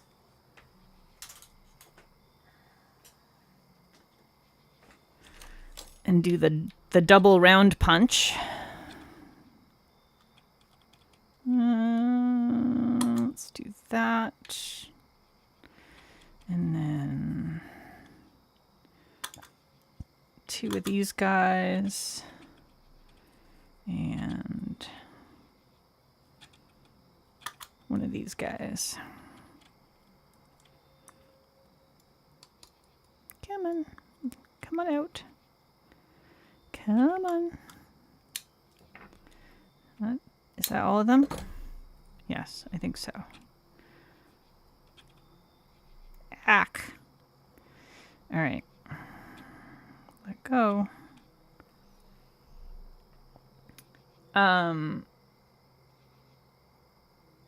Something is meant for kids' art stuff. One is a hippo. What are we talking about? What are we talking about? Oh, you have a bunch of shapes. Yeah, I've seen maple leaf cutters. It never occurred to me that I might actually want that until today. Also, some of the ones that exist are just straight up too big for nail art. At least for my nails. So I was pretty selective when I was purchasing them because if they're too big, they're kind of useless. So I basically limited myself to the ones that are like fairly small. Uh-oh. Uh-oh. Okay, well, I think there's, the half moon from the previous one is still stuck in there. And that's going to cause a problem for sure. So let's remove that and try again. Honestly. You know? Come on. Do you think you can... There we go. Oh. I want you in a little further. There we go. Oh, no, I think I went too far. Oh, geez. Okay, well, let's just commit and see how it went. I might have left it too round. We'll see if I can figure out where the hell it went and get this other thing out of the way. Are you still in there? Did you come? Ah, there you are. It does seem still a little too round to me.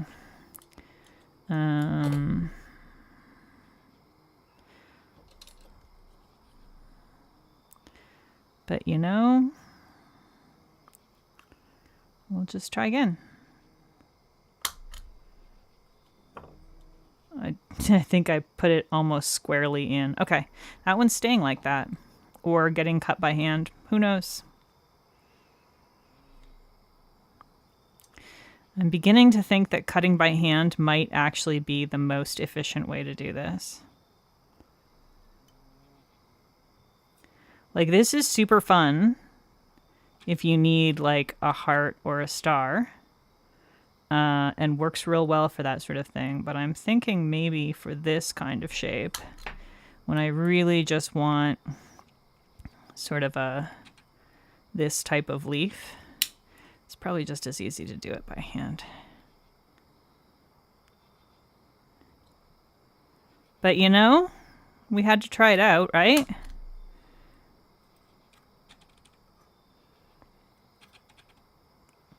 And if I had wanted some heart-shaped leaves, like that are just hearts, we've got some of those.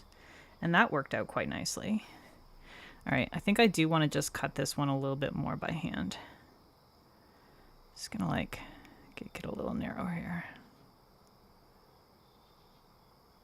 This is just a little too wide. There we go. There, see? Perfect. You would have accidentally blown all these off the table by now. It's a little frustrating working with little tiny bits of confetti, which is effectively what we've made here, is tiny bits of confetti. I feel like that's probably enough pieces.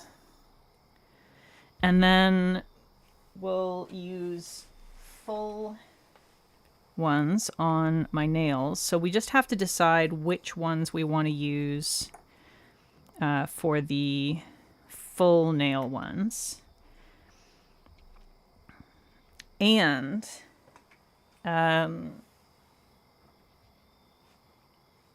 what color I want to do for the background for the ones that get the pasted on nails. So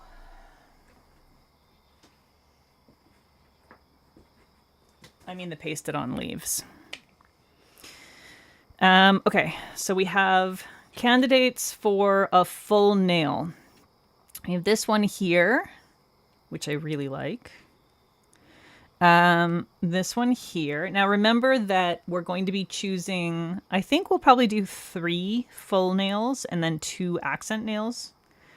So we'll be picking 3 of these to do as full nail. There's this one, this one, and this one. I should actually take these off the black because it will affect what they look like. Oof, this one's still a little on the wet side. Can I even? Don't know. See if I can peel this one yet. Ooh, nope, this one's not ready to peel yet. Doesn't mean we can't use it. It just means it would have to be like the last nail, probably. Boss! Hello! Welcome. I'm sorry you have no audio. I don't know why. It's on your end, though, I can tell you that much. There's nothing I can do about it. Okay, so there's this one here.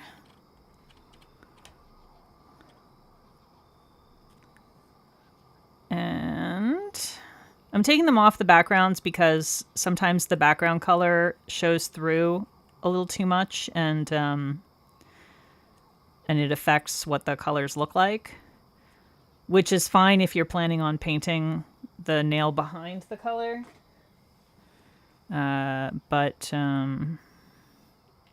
Yeah. I'm not planning on painting my nails black, so I don't want it to sway it too much. This one is a little sticky. I might be able to get it off, though, if I'm real careful.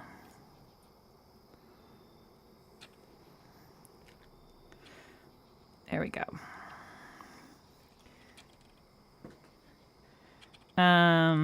Someone tell Boss that we're choosing which ones of these are going to be for 3 full nails, and that the rest of these are going to be falling leaves on 2 accent nails. So she knows what's going on. Oh, you went out and back in and it worked? Never mind then. Then we don't need to tell Boss anything because she's the boss. She's got it all worked out. Okay.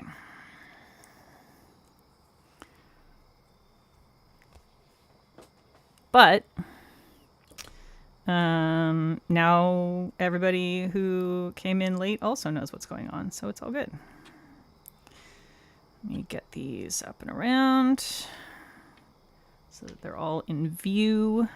And then this one, which I can't take off quite yet, but I feel like this one's a little bit of an odd one out. It's real pretty, but I don't know that it goes so well with the rest. It's not as autumnal. It's more, I don't know. It's real pretty, but I'm not sure that it's quite gonna do the trick. So we can pick 3 of these to go on whichever nails. And then we'll do the rest, these little leaves on the accent nails. There are also these other ones that I made before stream, which I suppose you could also choose from if you really wanted to.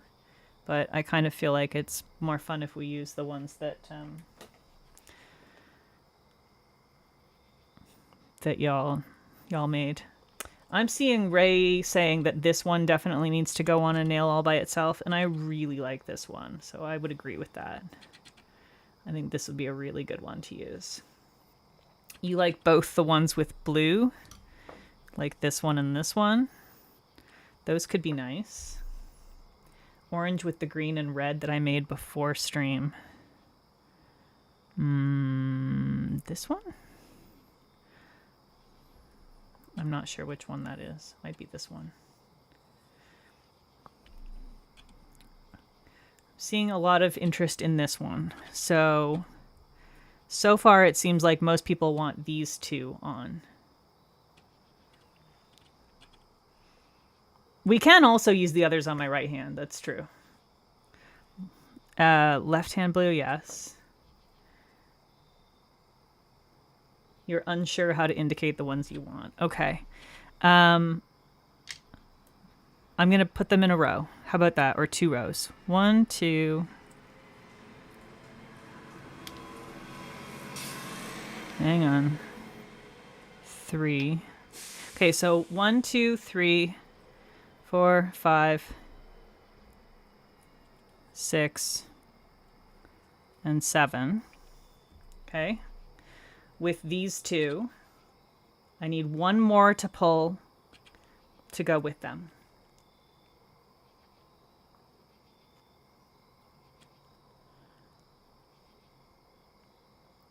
Jules just likes black with spooky colors. Sassy Dog Mom likes the far right blue. Ray likes the top red one. Y'all like this one? I'm seeing a lot of votes for this one. So are we feeling this combination on 3 nails and then 2 nails that have the poll is too difficult because poll only gives 4 options, so it would be really challenging.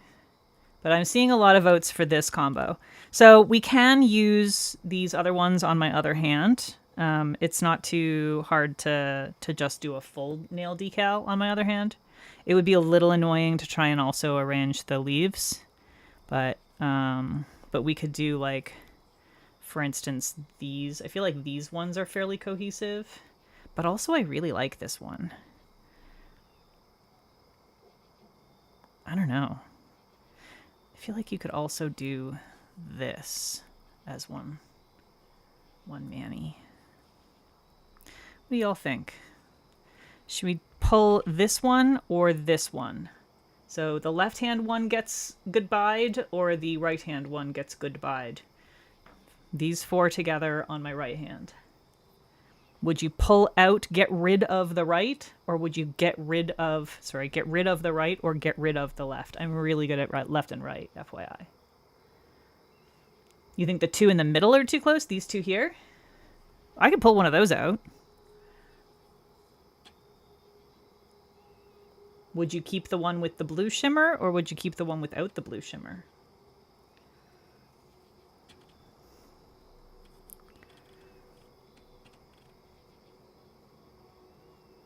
Get rid of left, pull one of those, left.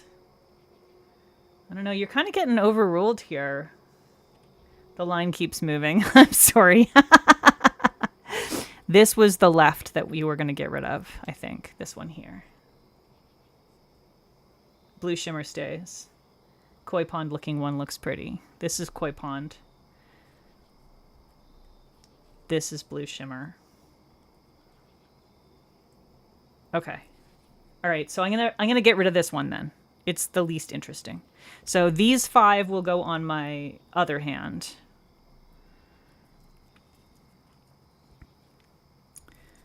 And these 3 will go on my left hand. And I'm going to make executive decisions about which ones go on which fingers. This one, I think, is going on my thumb. So, a word about applying decals. When you are applying decals to your nails, you have a couple of different options, and part of it depends on what you have available to you. If you have used a clear fluid art nail polish, which we did not for these, then you will probably want a color underneath. You can use some kind of reasonably fast drying creme, shimmer, whatever, any of the polishes that are in the mix, or another color that will go with them. Doesn't matter, it's up to you. And just use that as your sticky base coat. Or you can use an actual base coat or a top coat, a sticky coat, whatever. You can pretty much use anything as long as it's not going to get goopy. It needs to dry down reasonably quickly, but sort of give you some time where it's a little tacky but not mushy. You know what I mean? You know how some kind of like they're so thick that they'll be dry on top, but then they'll kind of, if you press on them, they've got too much squish and they'll kind of slide. You don't want anything like that. You want to really avoid that. Ice cream. May has ice cream. So I'm going to use Holo Taco's Quick Dry Base Coat because that's what I usually use as my sticky base for things like stamping, because they didn't have a sticky base until very recently. And this was just a real easy option. So I'm only going to paint 2 of my nails because it's not a proper sticky base. It does take a little while for it to dry, and it stays tacky for a good little while, but after it dries, but it won't stay tacky forever. So I'm going to go ahead and I usually give it like a minute, 30 seconds to a minute to just get tacky, and then press this on. I want to try to sort of press out any wrinkles as I'm applying. And because the decals are fairly fresh, they are a little stretchy. So you can kind of use that to your advantage and sort of stretch them a little bit. You just pull them I pull away and down a little bit as I'm bringing it over so that it stretches instead of folding. If your decals are a little drier, then you're not going to be able to do that, and it can be a little bit challenging to deal with the folding, but it is still sort of possible. Sometimes I'll even like snip, just put like a tiny little snip in the side so that you can kind of fold it over itself a little bit. And then I just use this metal cuticle tool to press in the edges to define things a little bit. And a nice thing about having longer nails is that I can kind of pinch this here and just pull it down and sort of toward the underside of the nail to cut that edge. But then I still have to cut away this other edge. I prefer to use like a pressure cut for this, where I'm just using a cuticle tool with a little bit of pressure. Obviously you don't want to use too much pressure. If it hurts, stop. Some people use scissors for this. I suck at using scissors. I'm not good at it. I often find that I end up having just a really uneven edge when I use scissors. And like sometimes I'll have an uneven edge with this too, but usually the unevenness is that I have excess, which is a little easier to deal with than not having enough. Like if I cut too far into it, then it gives a problem. Not that that can't happen with this, but I find it happens less for me. All right, so we trim away the excess, and then I'm just going to use a little of my acetone here. This is actually acetone mixed with my DIY acetone antidote because I can't use can't use most scented products, so I don't like to purchase pre-made acetone antidote. I know there are a few brands that make it, including Baroness X, but I think, don't they make one? I think they make one. But yeah, there's a few brands that make them, but I don't like to use them because I don't know what the scents are in them. I don't know what fragrance oils they're using and stuff. A lot of those fragrance mixes are sort of a bit mysterious. And so since I tend to get rashes from mysterious fragrance oils, I stay away from those. But thankfully, acetone antidote is basically just glycerin and water. And then optionally, you can add a tiny bit of like jojoba oil or vitamin E or whatever. But I literally just add a little bit of glycerin and water to my acetone. And it works great. It works really, really well. I do 1 milliliter of glycerin to about 250 milliliters of acetone, plus half milliliter of water.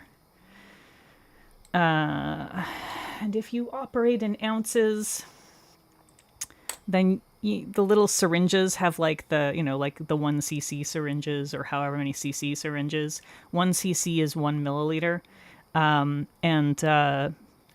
8 ounces is like 236 milliliters. So like 1 cc in an 8 ounce bottle is going to be the same as what I use. And then a half cc of water. Sorry to have to do all the translation, but I think in milliliters most of the time. Okay, I really like this. This is cute. So that's it for that. That one's already basically done. I will top coat it, but that'll be it. And then I think the toe accent nails, I'm going to do my middle and ring. So I think I will use this blue. Which section do I want to use? I like this area here that has the red in it, but I also really like this area with the green pockets. I think I might want to use this area here because it's got some of the blue and some of the red. As long as I kind of use mostly the edge of it, I should be good. All right. I took a little bit too long doing that. I'm going to have to do this again. Maymay, your nail broke. No. That sucks. Ray, yours never cuts evenly at the tip, really? Like if you use the tear method that I do? Because mine, like, really, it does like a perfect tear. But I think there's a certain amount of like technique there.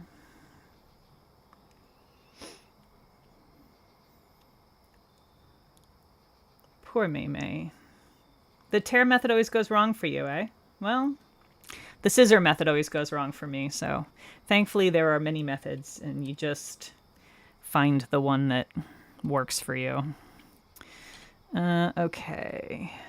So I want to use this side. Make sure I'm going to get enough of that area. Yeah, I think if you let it get too dry, then it's not going to work for sure.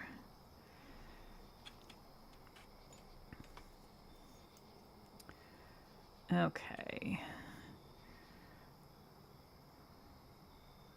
Because I would think, like, your nails are similar shape to mine. I would have thought that would work for you. But, like, if you're able to do it with scissors, then that's great.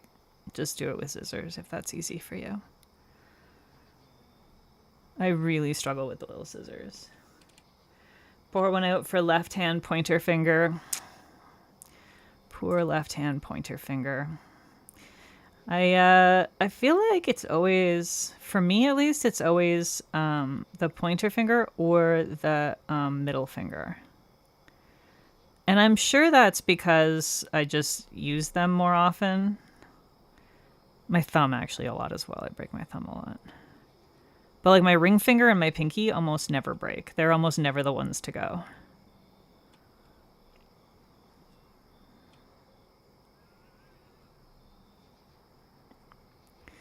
Okay.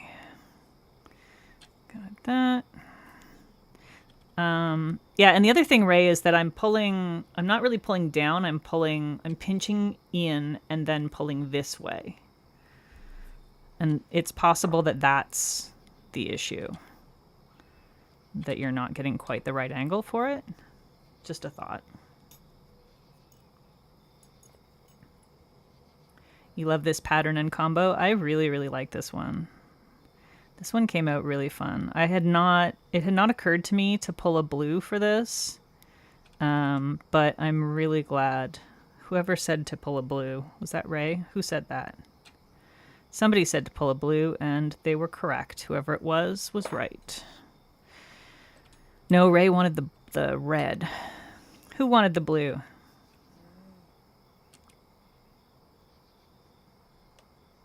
I don't know. Whoever it was a genius.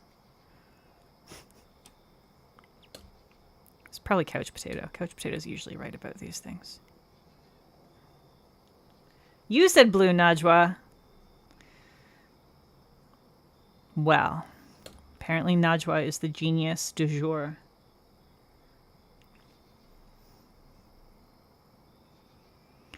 All right.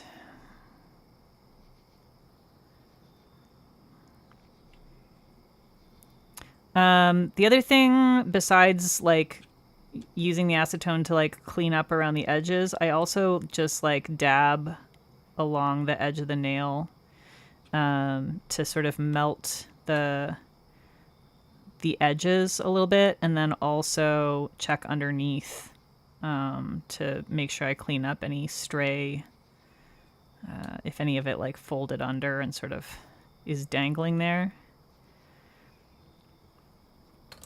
All right, and then pinky for this last one.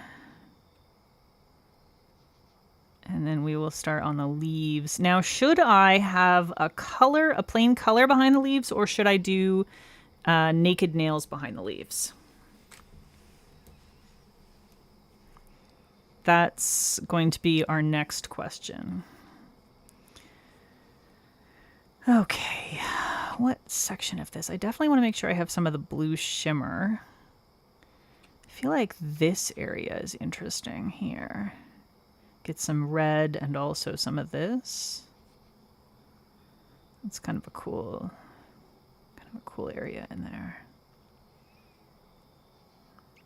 Yeah, we'll do that.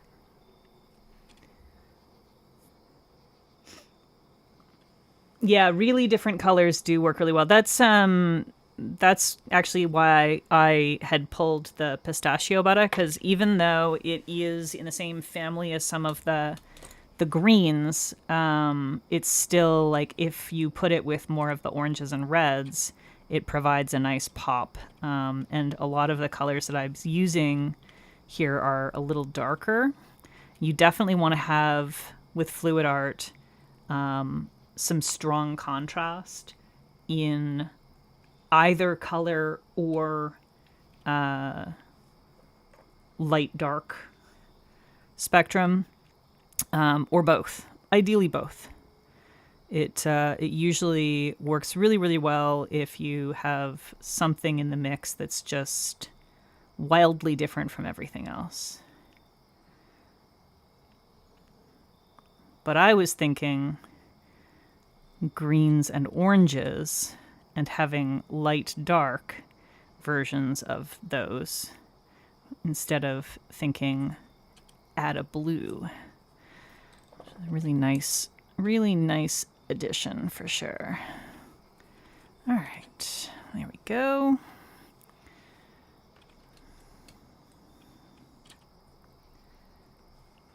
You're thinking nude boss? Or Ray says, or a very, very sheer shimmer slash topper. That could work, yeah. I have a bunch, obviously, of like clear shimmers, like clear base shimmers. Could do one of those. I have, I think, pretty much every color from some brand or another of shimmer with a clear base.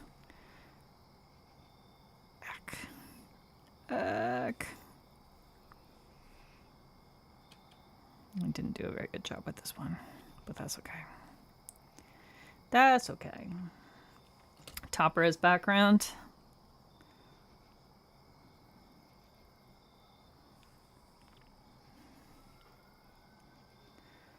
Alrighty. Certainly always happy to do a topper as background. I often enjoy that, the effect of that as a semi-negative space background.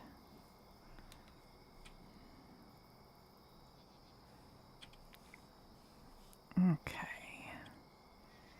Get some melting on the edges here. Get rid of that hair that I just saw. Do not want a hair in my mani if I can help it. It is often somewhat unavoidable, but... Okay, so let me find a topper that will work well with this. Well, that could be interesting. Could do that. So we could do a flaky topper or a shimmer topper.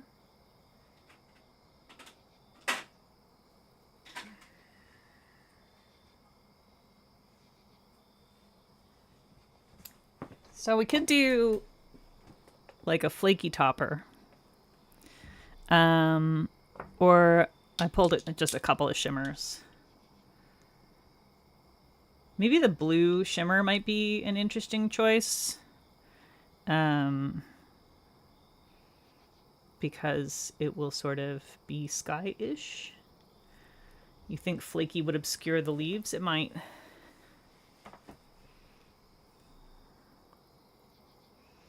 I have other colors as well, but nobody made a suggestion, so I just pulled a couple that were close and easy to grab. Orange shimmer is more fall. Blue shimmer, yeah. Ray says contrast.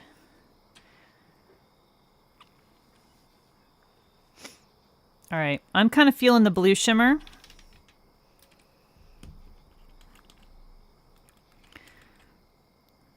And Najwa was right about blue before, so I will probably end up doing like 2 coats of the blue shimmer.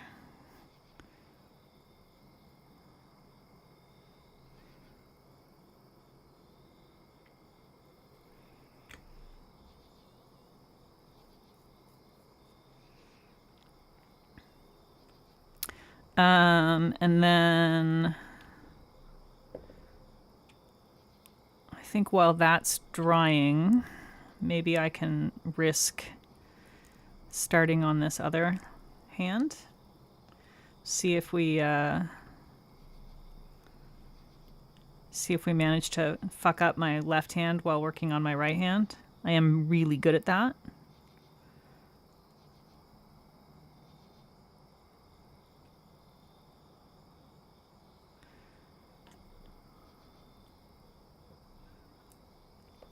I somehow got something underneath the edge of this nail. I probably managed to smack it into some drying polish at some point. Okay. Let's see. Let's do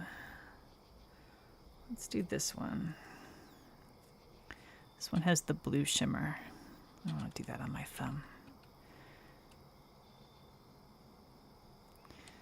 Yeah, I'll do this side area here. It's got lots of interesting stuff going on with it. Ah!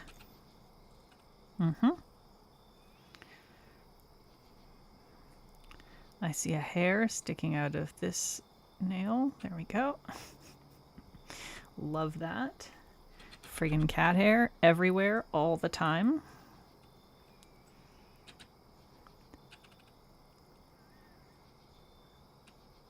I might just do cleanup afterward.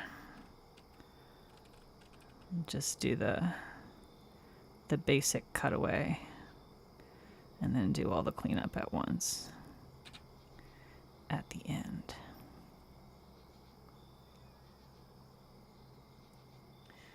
Yeah, it's just constant cat hair here.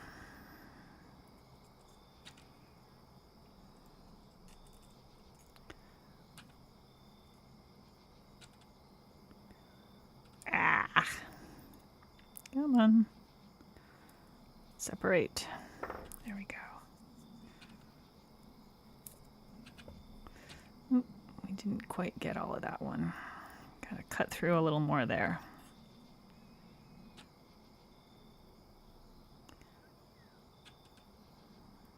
There we go.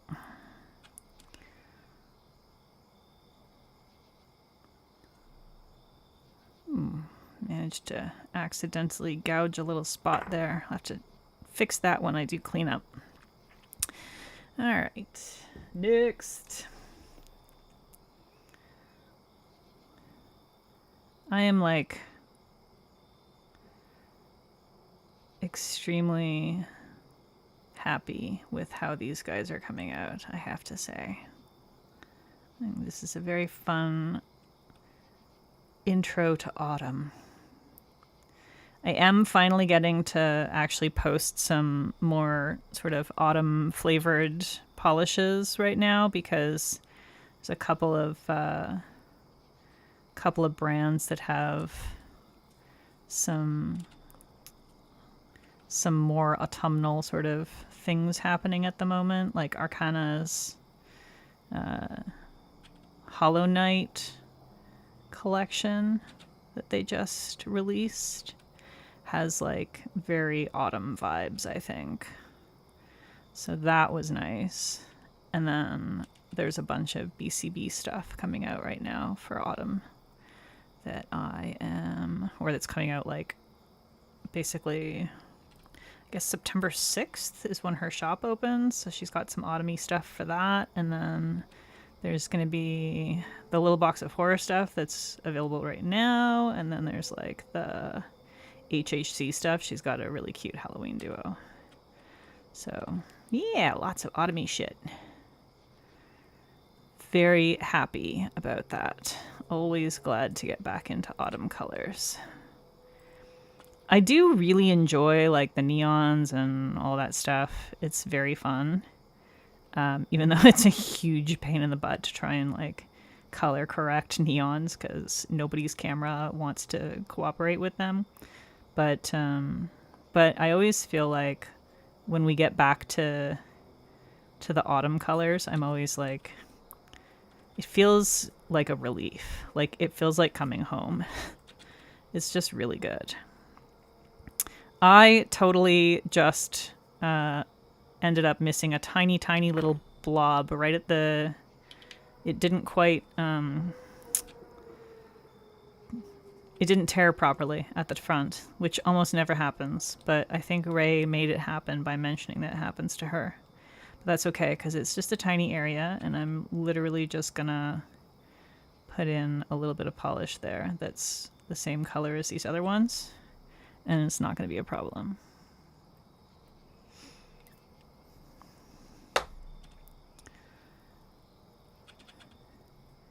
Did I say something was flavored? Did I say autumn flavored? Because I feel like that's just a thing I say.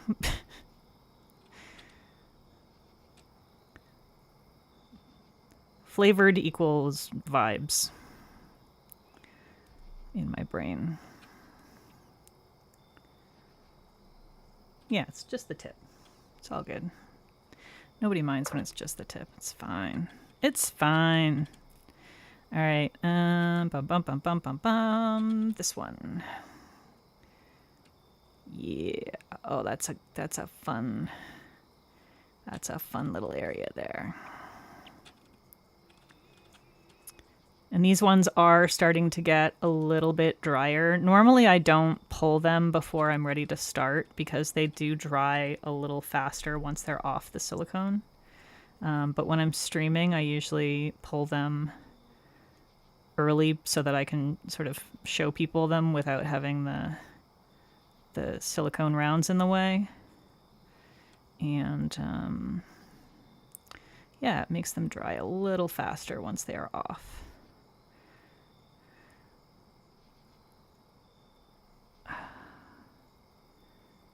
Okay.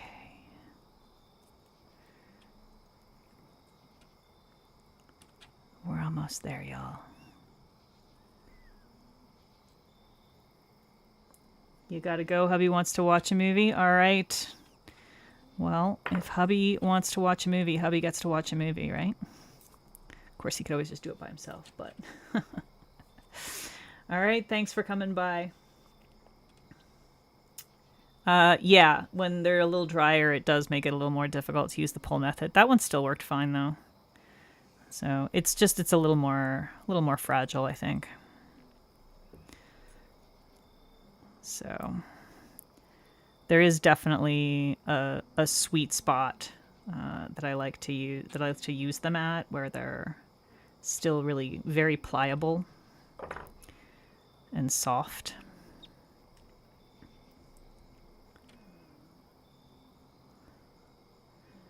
All right, 2 more, and then we go back to our second coat on those 2 accent nails.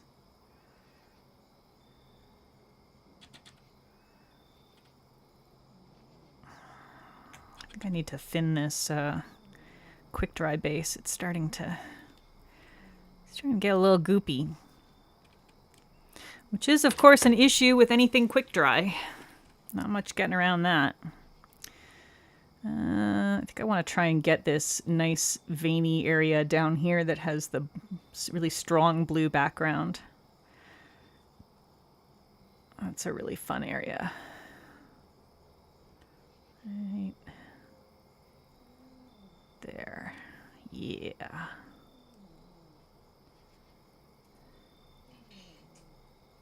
Jammy Dodgers is snoring. I can hear her.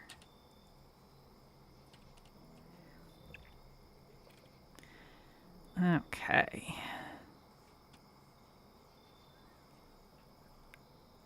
One of these days I'm gonna invest in a microphone for Jammy Dodgers. Although I probably will have to shut off her mic and just turn it on at specific points in the stream, because otherwise it'll just be Jammy snoring the whole time. You won't be able to hear anything else. She goes hard with the snores. The fun zone? I don't think we want to be calling anything the fun zone. Feels creepy. Fun zone sounds like what you'd have written on the side of a fucking molester van. Horrifying. Okay, and last one. Definitely want to try and get this veiny area that I really liked. Definitely want to try and get that nice and centered up on the nail. It's got a few flakes around it. Pidku used to snore really loud too.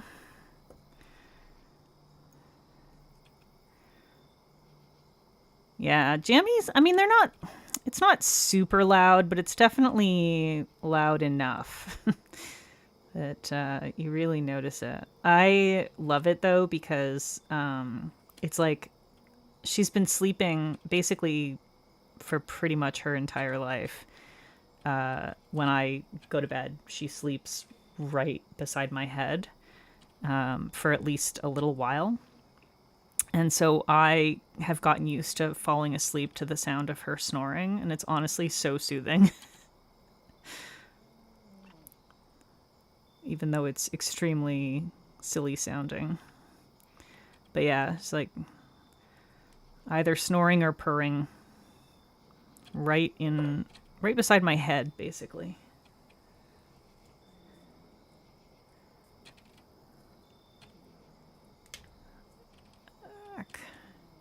There we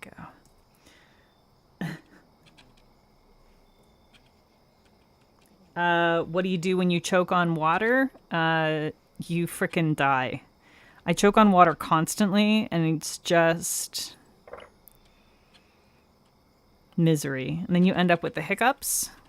It's great. Nothing helps. Okay. I'll clean up after. I want to get back to this hand. I'll tell you what you don't do when you're choking on water. You absolutely do not eat dry crackers. It does not help. All right, second coat of this blue shimmer topper for my base. Whoop. And we'll let that dry down enough to get tacky while I clean up my other hand. And then we can stick our little leaves on.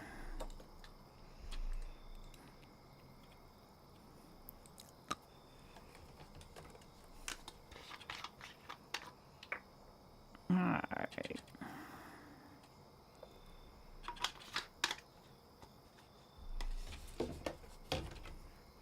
You said on your base, but I heard you say on your face. You know, maybe I said on your face. I might have. Wouldn't be the first time I said something stupid during stream, right? That's right, I had this little spot here that I need to fix.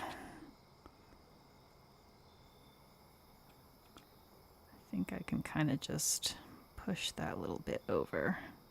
There we go. That'll do.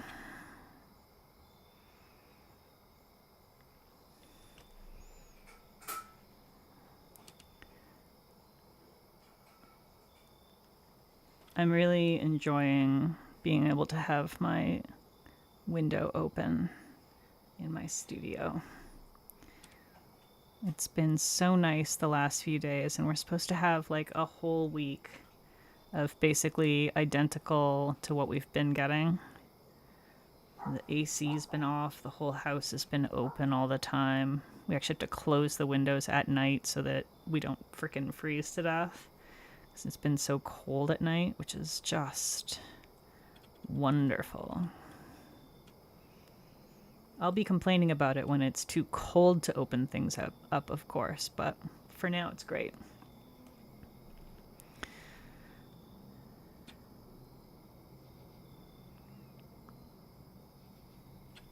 Thinking about becoming nomadic so that I can just stay in my comfort zone of temperature range all the time.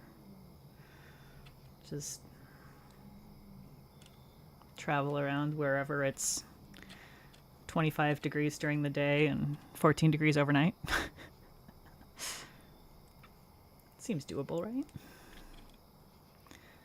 Every time I say something like that, someone suggests moving to California, but I don't want to live in California all the time.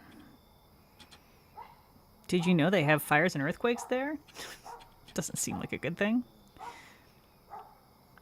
That's where the nomad comes in.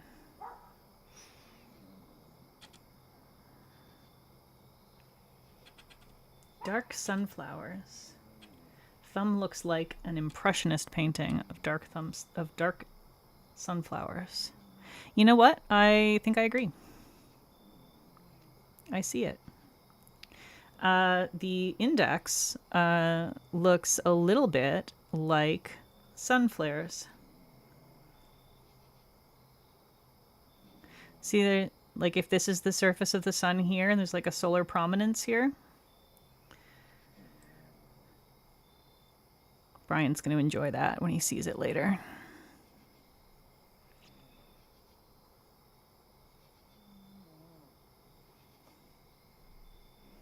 Where is it cold in August? Doesn't get cool in Texas until maybe November.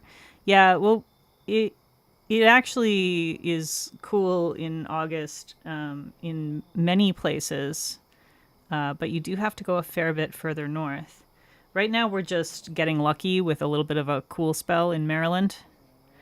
Normally, it would not be quite this cool this early. Normally, we would not get this until September, at least, like mid-late September. But sometimes you get a lucky little spell, and I am happy about it. But yeah, if you're like, you know, in northern Ontario or something, then yeah, it's gonna be nice and cool there at this point.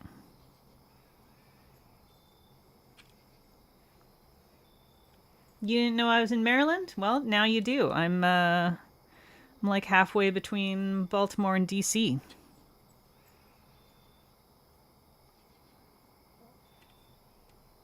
Howdy, neighbor. Once again, we have the same temperatures as right now. Yeah, I don't know. Yeah, we also had the week before, it was so incredibly hot, and now it's like just incredibly beautiful. It's really weird. So Ray lives way further north than me. She's in Canada. Um, and for some reason, the area that she lives in is almost always exactly the same weather as us. Literally, like, even we get storms a lot of the time at the same time, and they're not the same storm systems. I don't know what the deal is, but yeah, the weather systems that we have are apparently just super synced, and it's been like that for several years. Almost always, the weather where Ray is very similar to the weather where I am, despite being, what is that, like a 13, 14 hour drive, 15-hour drive? It's a lot. It's a long drive.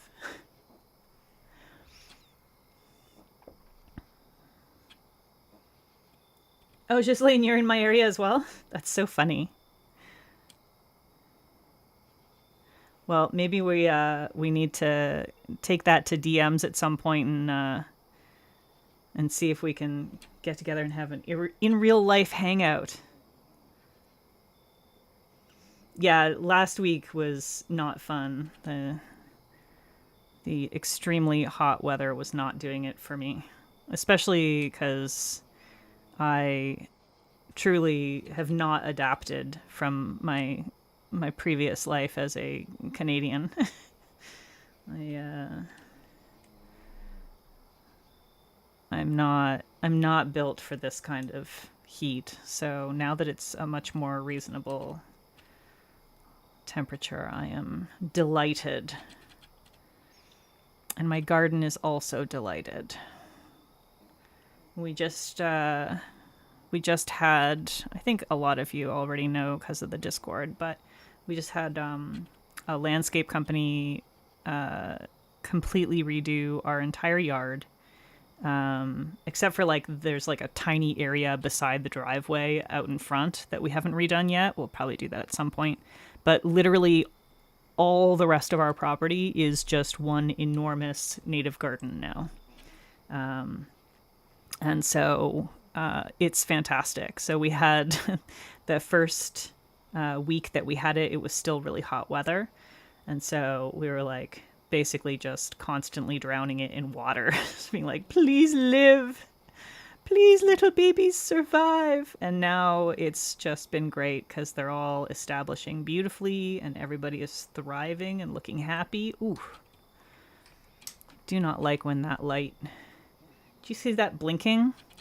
When that light starts to die, it won't charge and be on at the same time. So when it starts to lose its charge, it starts to do this really aggressive blinking. It's very, very annoying. So I have to turn it off so it can charge up again. I don't know why it won't charge while it's in use, but... The other one I have is a similar model from the same company, and it charges while in use, but this one won't.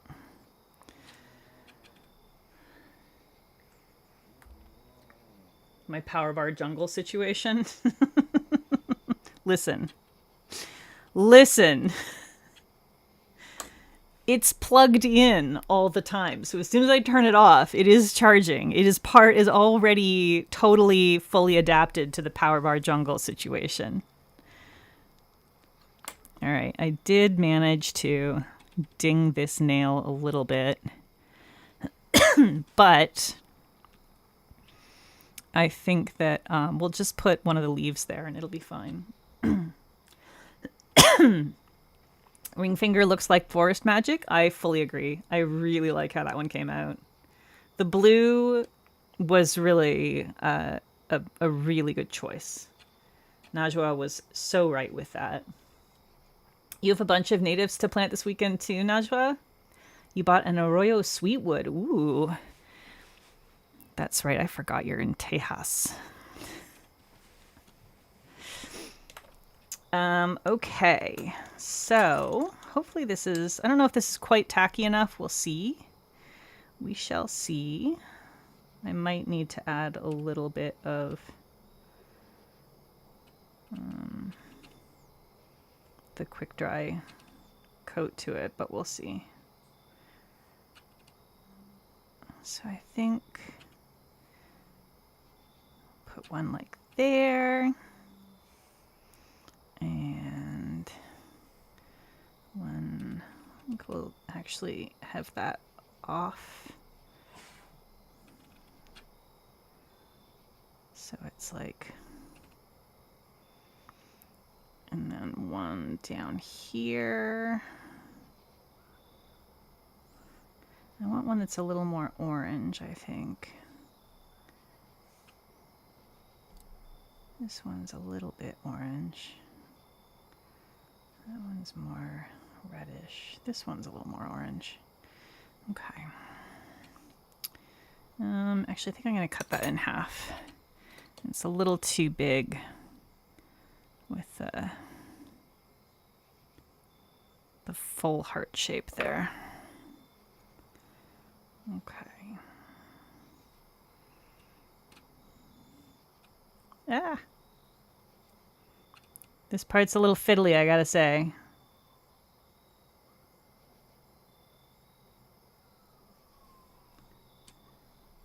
The blue one is very Avatar coded. The Blue Aliens one, not the cartoon one. You know, I feel like it would be weird if you meant the Last Airbender and not the Blue Aliens.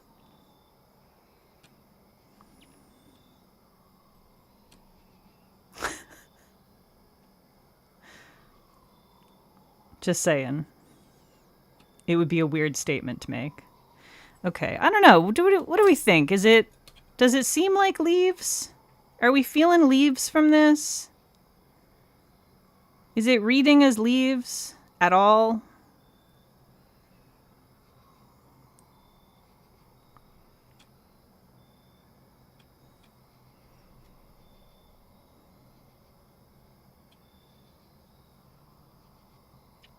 I'm unconvinced.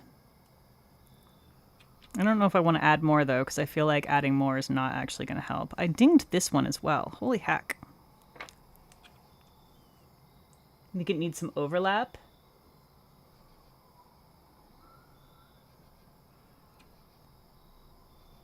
All right.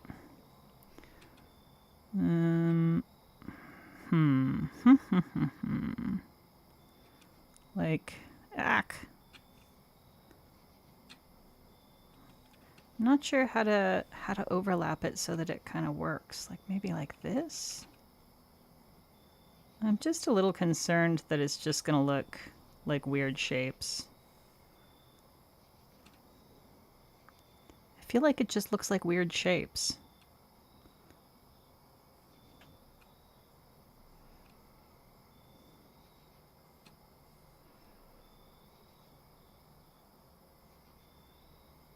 Ah, and now they're not holding as well.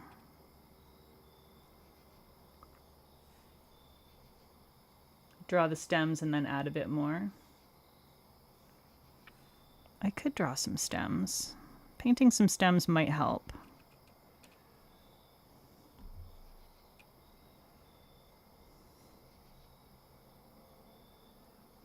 heck?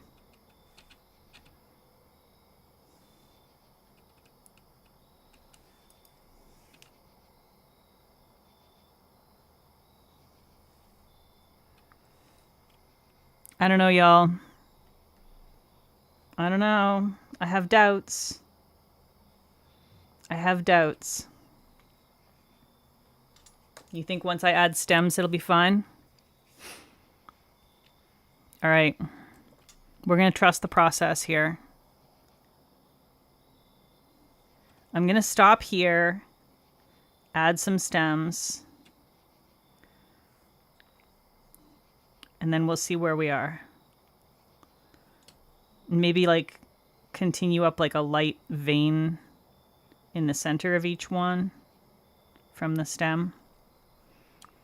I think I'm going to use this brown color for my stems.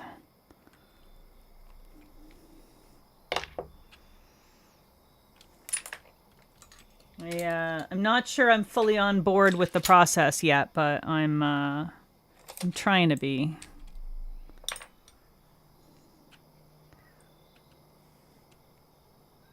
All right.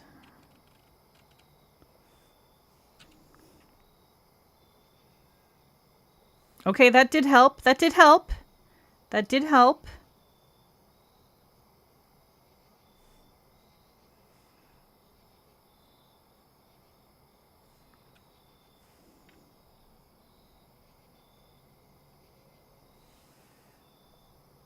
All right.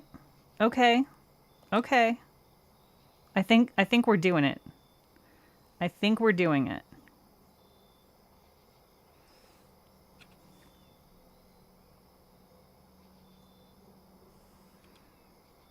Genius. Genius. Try to leaf pile for the second finger? That's cute. Yeah, we're trying to trust the process, Ashley. It's sometimes a challenge. You know how that goes. Sometimes the process does not feel very trustworthy. Sometimes the process really seems like it's gonna fuck you over. All right.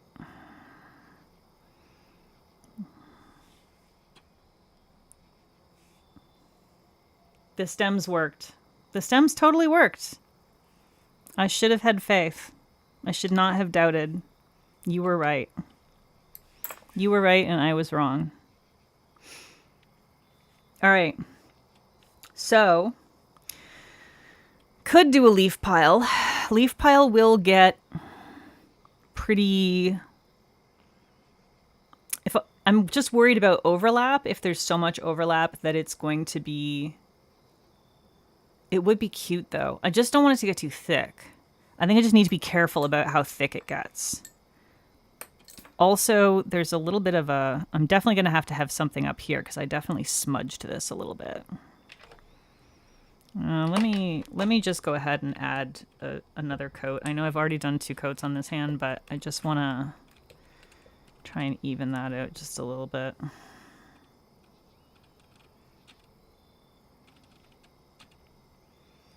Because that was pretty bad. You wonder if there's a leaf expert in the polish community who can tell all the leaves apart like I could do with bugs? If there is, they will hate this. One tiny leaf falling into the pile. Yeah, that's what I was kind of thinking if I have one coming off from this side. And then I just have to like pose it like this. So it's like, you know, so that this stuff is slightly above the leaf pile. I think that will actually work. I think that's actually going to be super cute. Yeah, Plant Nerd Broom. I bet Plant Nerd Broom would be able to tell them apart for sure. And he would be like, Peggy, these aren't real leaves. What the fuck are you talking about? They're Canadian leaves.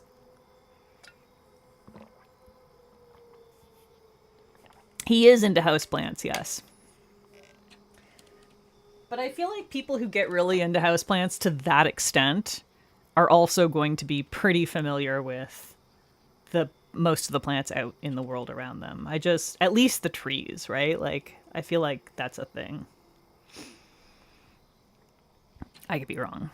Okay, if I'm going to do a pile, then I might need more than what I have. But let's see. Let's see how far this gets us. So we'll do...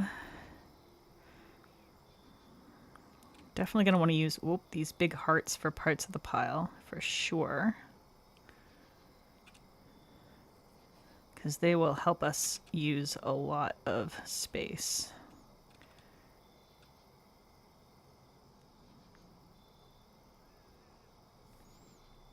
I just totally fucking dented that with my thumb again. I'm so good at this. Y'all. It's fine. It's fine. It's completely fine.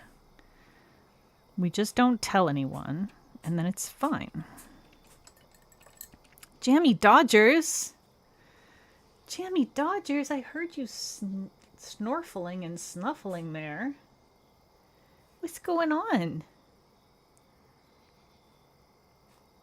Oh, she's got sneezels, y'all. She's got sneezels and snorfles. Poor baby girl. We need to do a little rearrangement. Oh, what a good girl. Gonna snuggle up with Gubby. Yeah. Uh-oh. Oh dear. Gubby fell over. Hang on. I'm sorry. Yeah, that's a good girl. Prop Gubby back up. There you go. Yeah, what a good Jammy Dodgers. Oh, such a good girl. Okay. She's such a good kitty.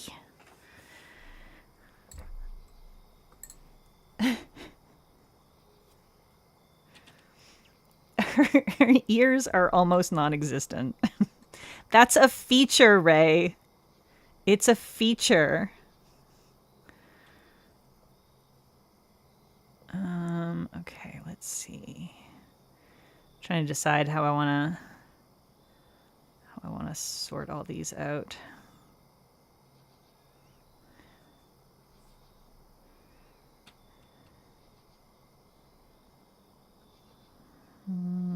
Let's go this way. Ack.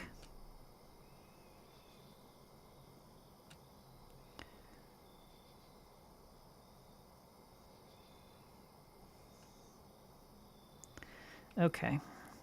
If I'm overlapping this much, obviously I have to put a little bit of something sticky down on the part that is overlapping. Peggy, use your frickin' brain. Honestly. All settled back in. Time to go back to sleep. All right, we'll go back to nails. What a lovely little interlude. She's such a good girl. Ah! I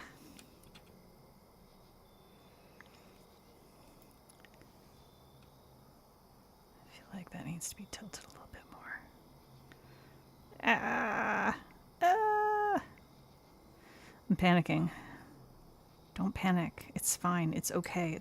Everything's gonna be okay. All you have to do is not panic. I want more green. I want more green and I want more contrast. I'm gonna cut a couple more leaves from, oh yeah, some of these yellowy leaves will be, or some of these yellowy sections will be good for sure. Yellowy, orangey, veiny stuff. We'll just cut some leaves this away. Don't do it a stupid way, Peggy. Do it a smart way. Okay, there's one. And maybe up in this area here.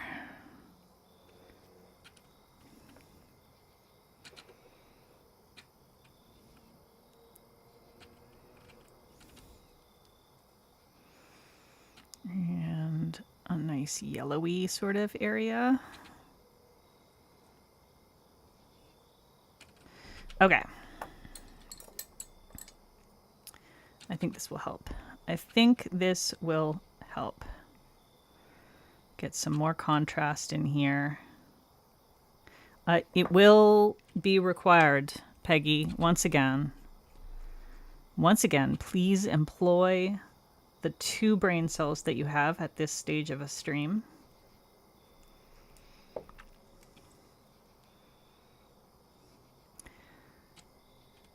Cut my leaf into pieces. This is my last resort. Absolutely not. Absolutely not, Ashley. Oh my God, Brian says that was a hit for that poplar roach group.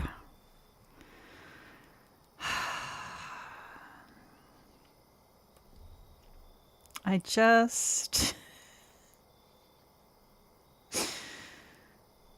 That's pretty good. I don't understand how he does it so fast, is the thing. Like, how does he do it so fast? All the time. Actually, maybe this would be better on this side. Let's get some more.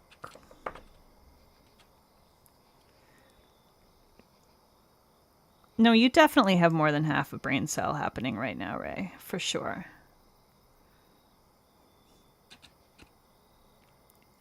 Yes, I know it's Papa Roach. It was a bad pun.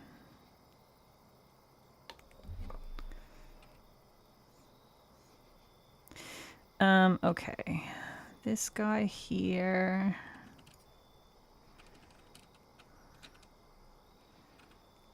Okay, I think that's probably it for the pile, and then we'll have 1 or 2 coming down. One like here.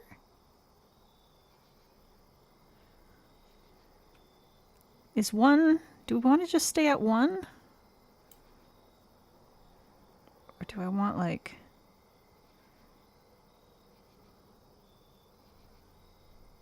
like a second... Maybe I just want to...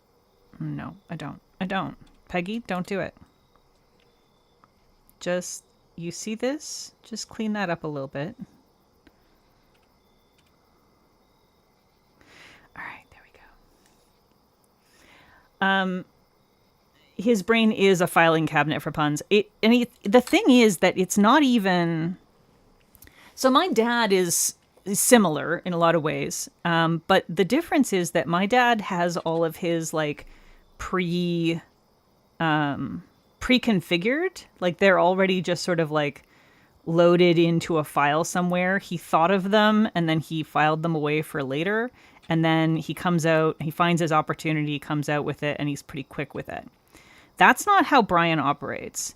Brian operates on a whole other level. He literally just, it happens spontaneously. It appears fully formed in his brain, and it's out of his mouth before I even have time to process what was said that actually started his brain on that. Like, my auditory processing issues mean that I'm still trying to understand what the other person said when Brian is coming up with his reply and saying it. So it's like blindingly fast. And he's making them up on the fly. And I don't understand how that operates. Like, that's a whole different kind of brain. It's a little scary. It's quite horrifying. And they're not always super good. Like, sometimes they're truly abysmal. But he says them anyway.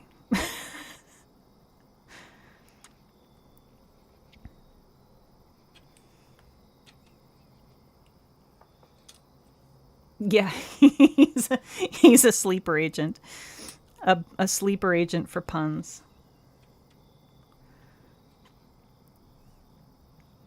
Yeah, it's the difference between ADHD dad jokes and dad jokes. It's really it's a problem. It's a problem living with him. It's very funny almost all of the time. But I cannot keep up. Occasionally I get a good one in, but I actually have to like think about them.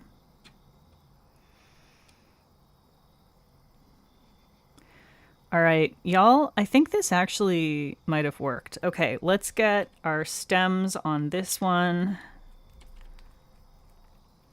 You have the auditory processing thing too? Yeah. It's sometimes amusing. Sometimes very incredibly frustrating and difficult. Makes certain kinds of social situations really hard to cope with. Like that thing where you get together with friends in a bar and somehow people are having a conversation, or a restaurant. Forget it. There's no way. I'm not having a conversation in a restaurant because I can't hear anybody unless it's like a super quiet place.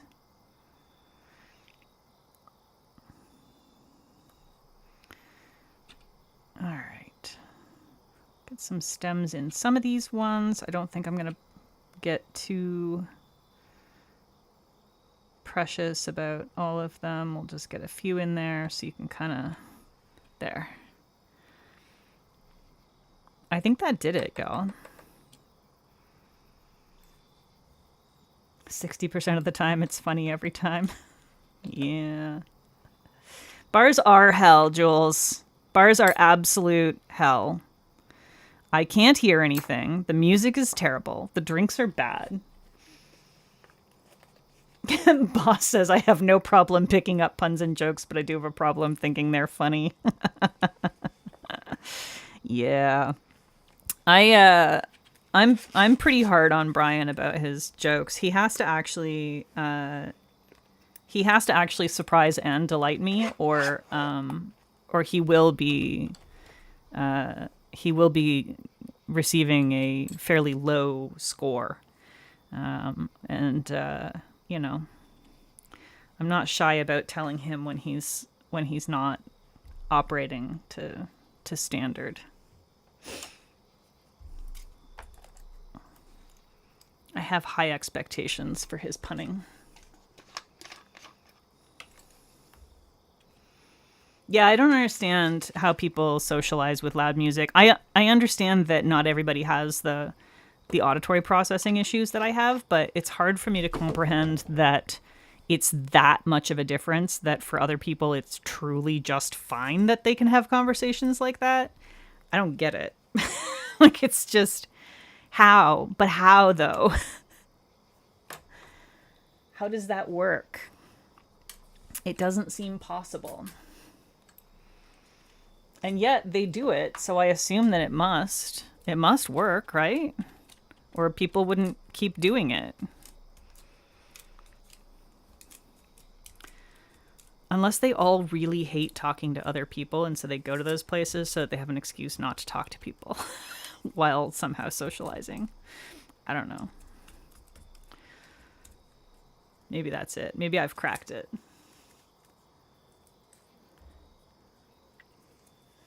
Yeah, maybe the point is you can't hear what people are saying. They don't want to. It could be.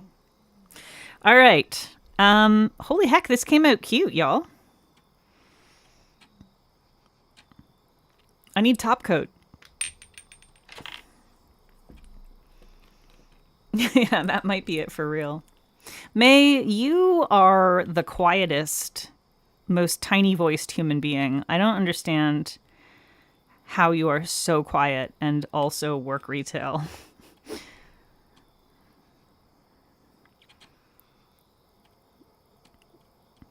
Being in a very loud space would definitely be a problem for you. It is harder to tell when people are stupid if you can't hear them talk. That is very true, Ray. That is an excellent point. Maybe if you're just wanting to socialize with anybody and you don't want to be turned off by the stupid, maybe it's perfect for that. It could be.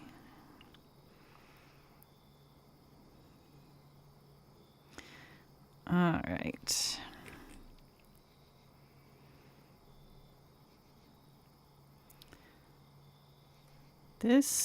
I am honestly so surprised at how cute this came out. And I shouldn't be, because like I always love fluid art, and I always know that I'm going to love it, and it's not like I'm ever sad when I do fluid art. So I don't know why it would be surprising that I like it so much, but it seems like every time I do fluid art I'm surprised at how much I like it. Which is really very silly.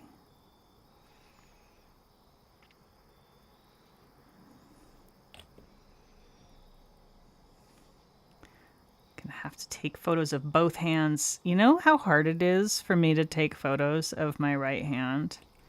Because I don't use a phone to take photos. I can take photos of my right hand with my left hand on my phone, no problem. But doing it like the way I do my swatch photos with my camera setup and everything is ridiculous. For me to take photos of my right hand, I have to move this giant light here and my tripod for my camera over to the other side of me. I have to basically flip my entire setup, and then the position I have to be in order to do it. I can't actually see the complete digital viewfinder thing on the back of my camera from that angle, because it swings out the wrong way. Like it folds out, but if I'm taking photos like this, like with my right hand of my left hand, the viewfinder is close to me. The digital one is close to me, so I can see it really easily. But if I'm flipped the other side, the entire camera body is between me and it, and so I have to be just at the most ridiculous angle. And it's extremely challenging. So I don't usually do it. That's why you don't see a whole lot of right-hand photos on Instagram. But I'm gonna make an exception for this because I really like how both hands came out. Pop and Polish does make dual hand posing look effortlessly. I don't get it. I can't. I've tried a bunch of times, and like sometimes. So if I do want both hands in the photo at the same time, I can sort of set it up and do like a 10-second delay, and then try and get my hands in the right position together and also in focus. And like it's every once in a while I manage to get a shot that is okay. It's very challenging.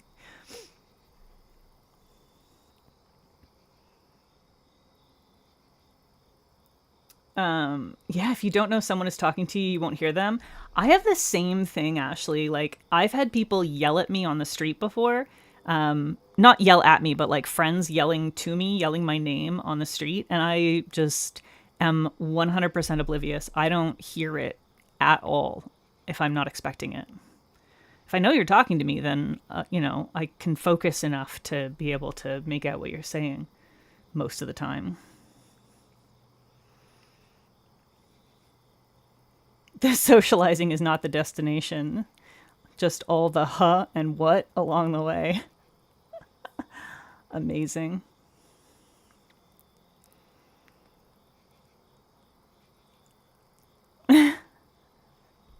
Katya, hello, good morning. You made it just as I am finished. Like literally just finished putting top coat on. But you can look at my cute nails. We did some cute fluid art and some falling leaves out of the fluid art. And then this hand just has all fluid art.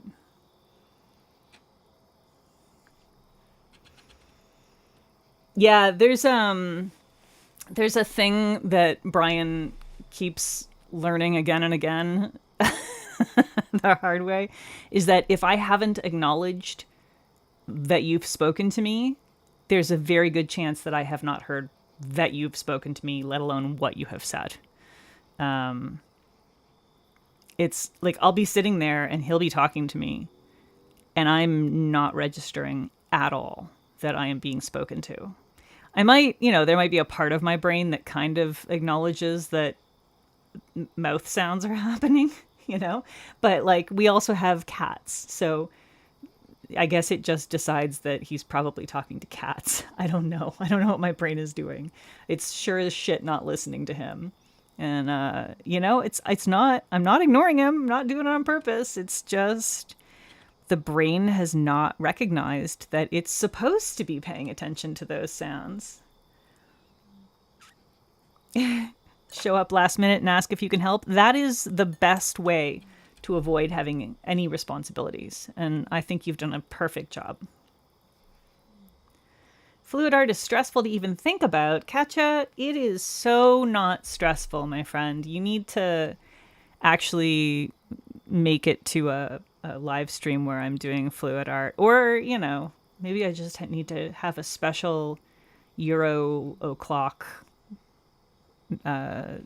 fluid or live stream every once in a while. Start doing like a Euro friendly live stream. Cats are bad for hearing. Yeah.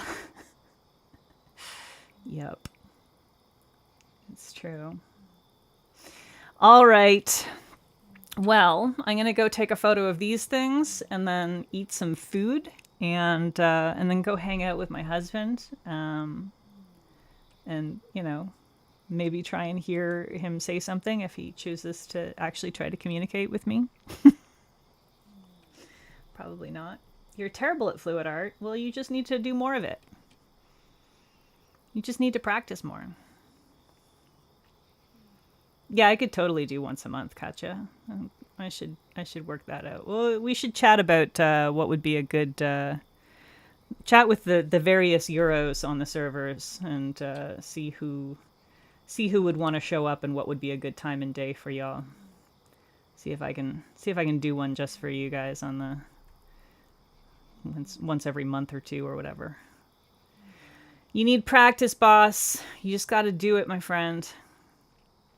All right. Thank you all for coming by and hanging out with me, and I hope that you had some fun or learned something. Don't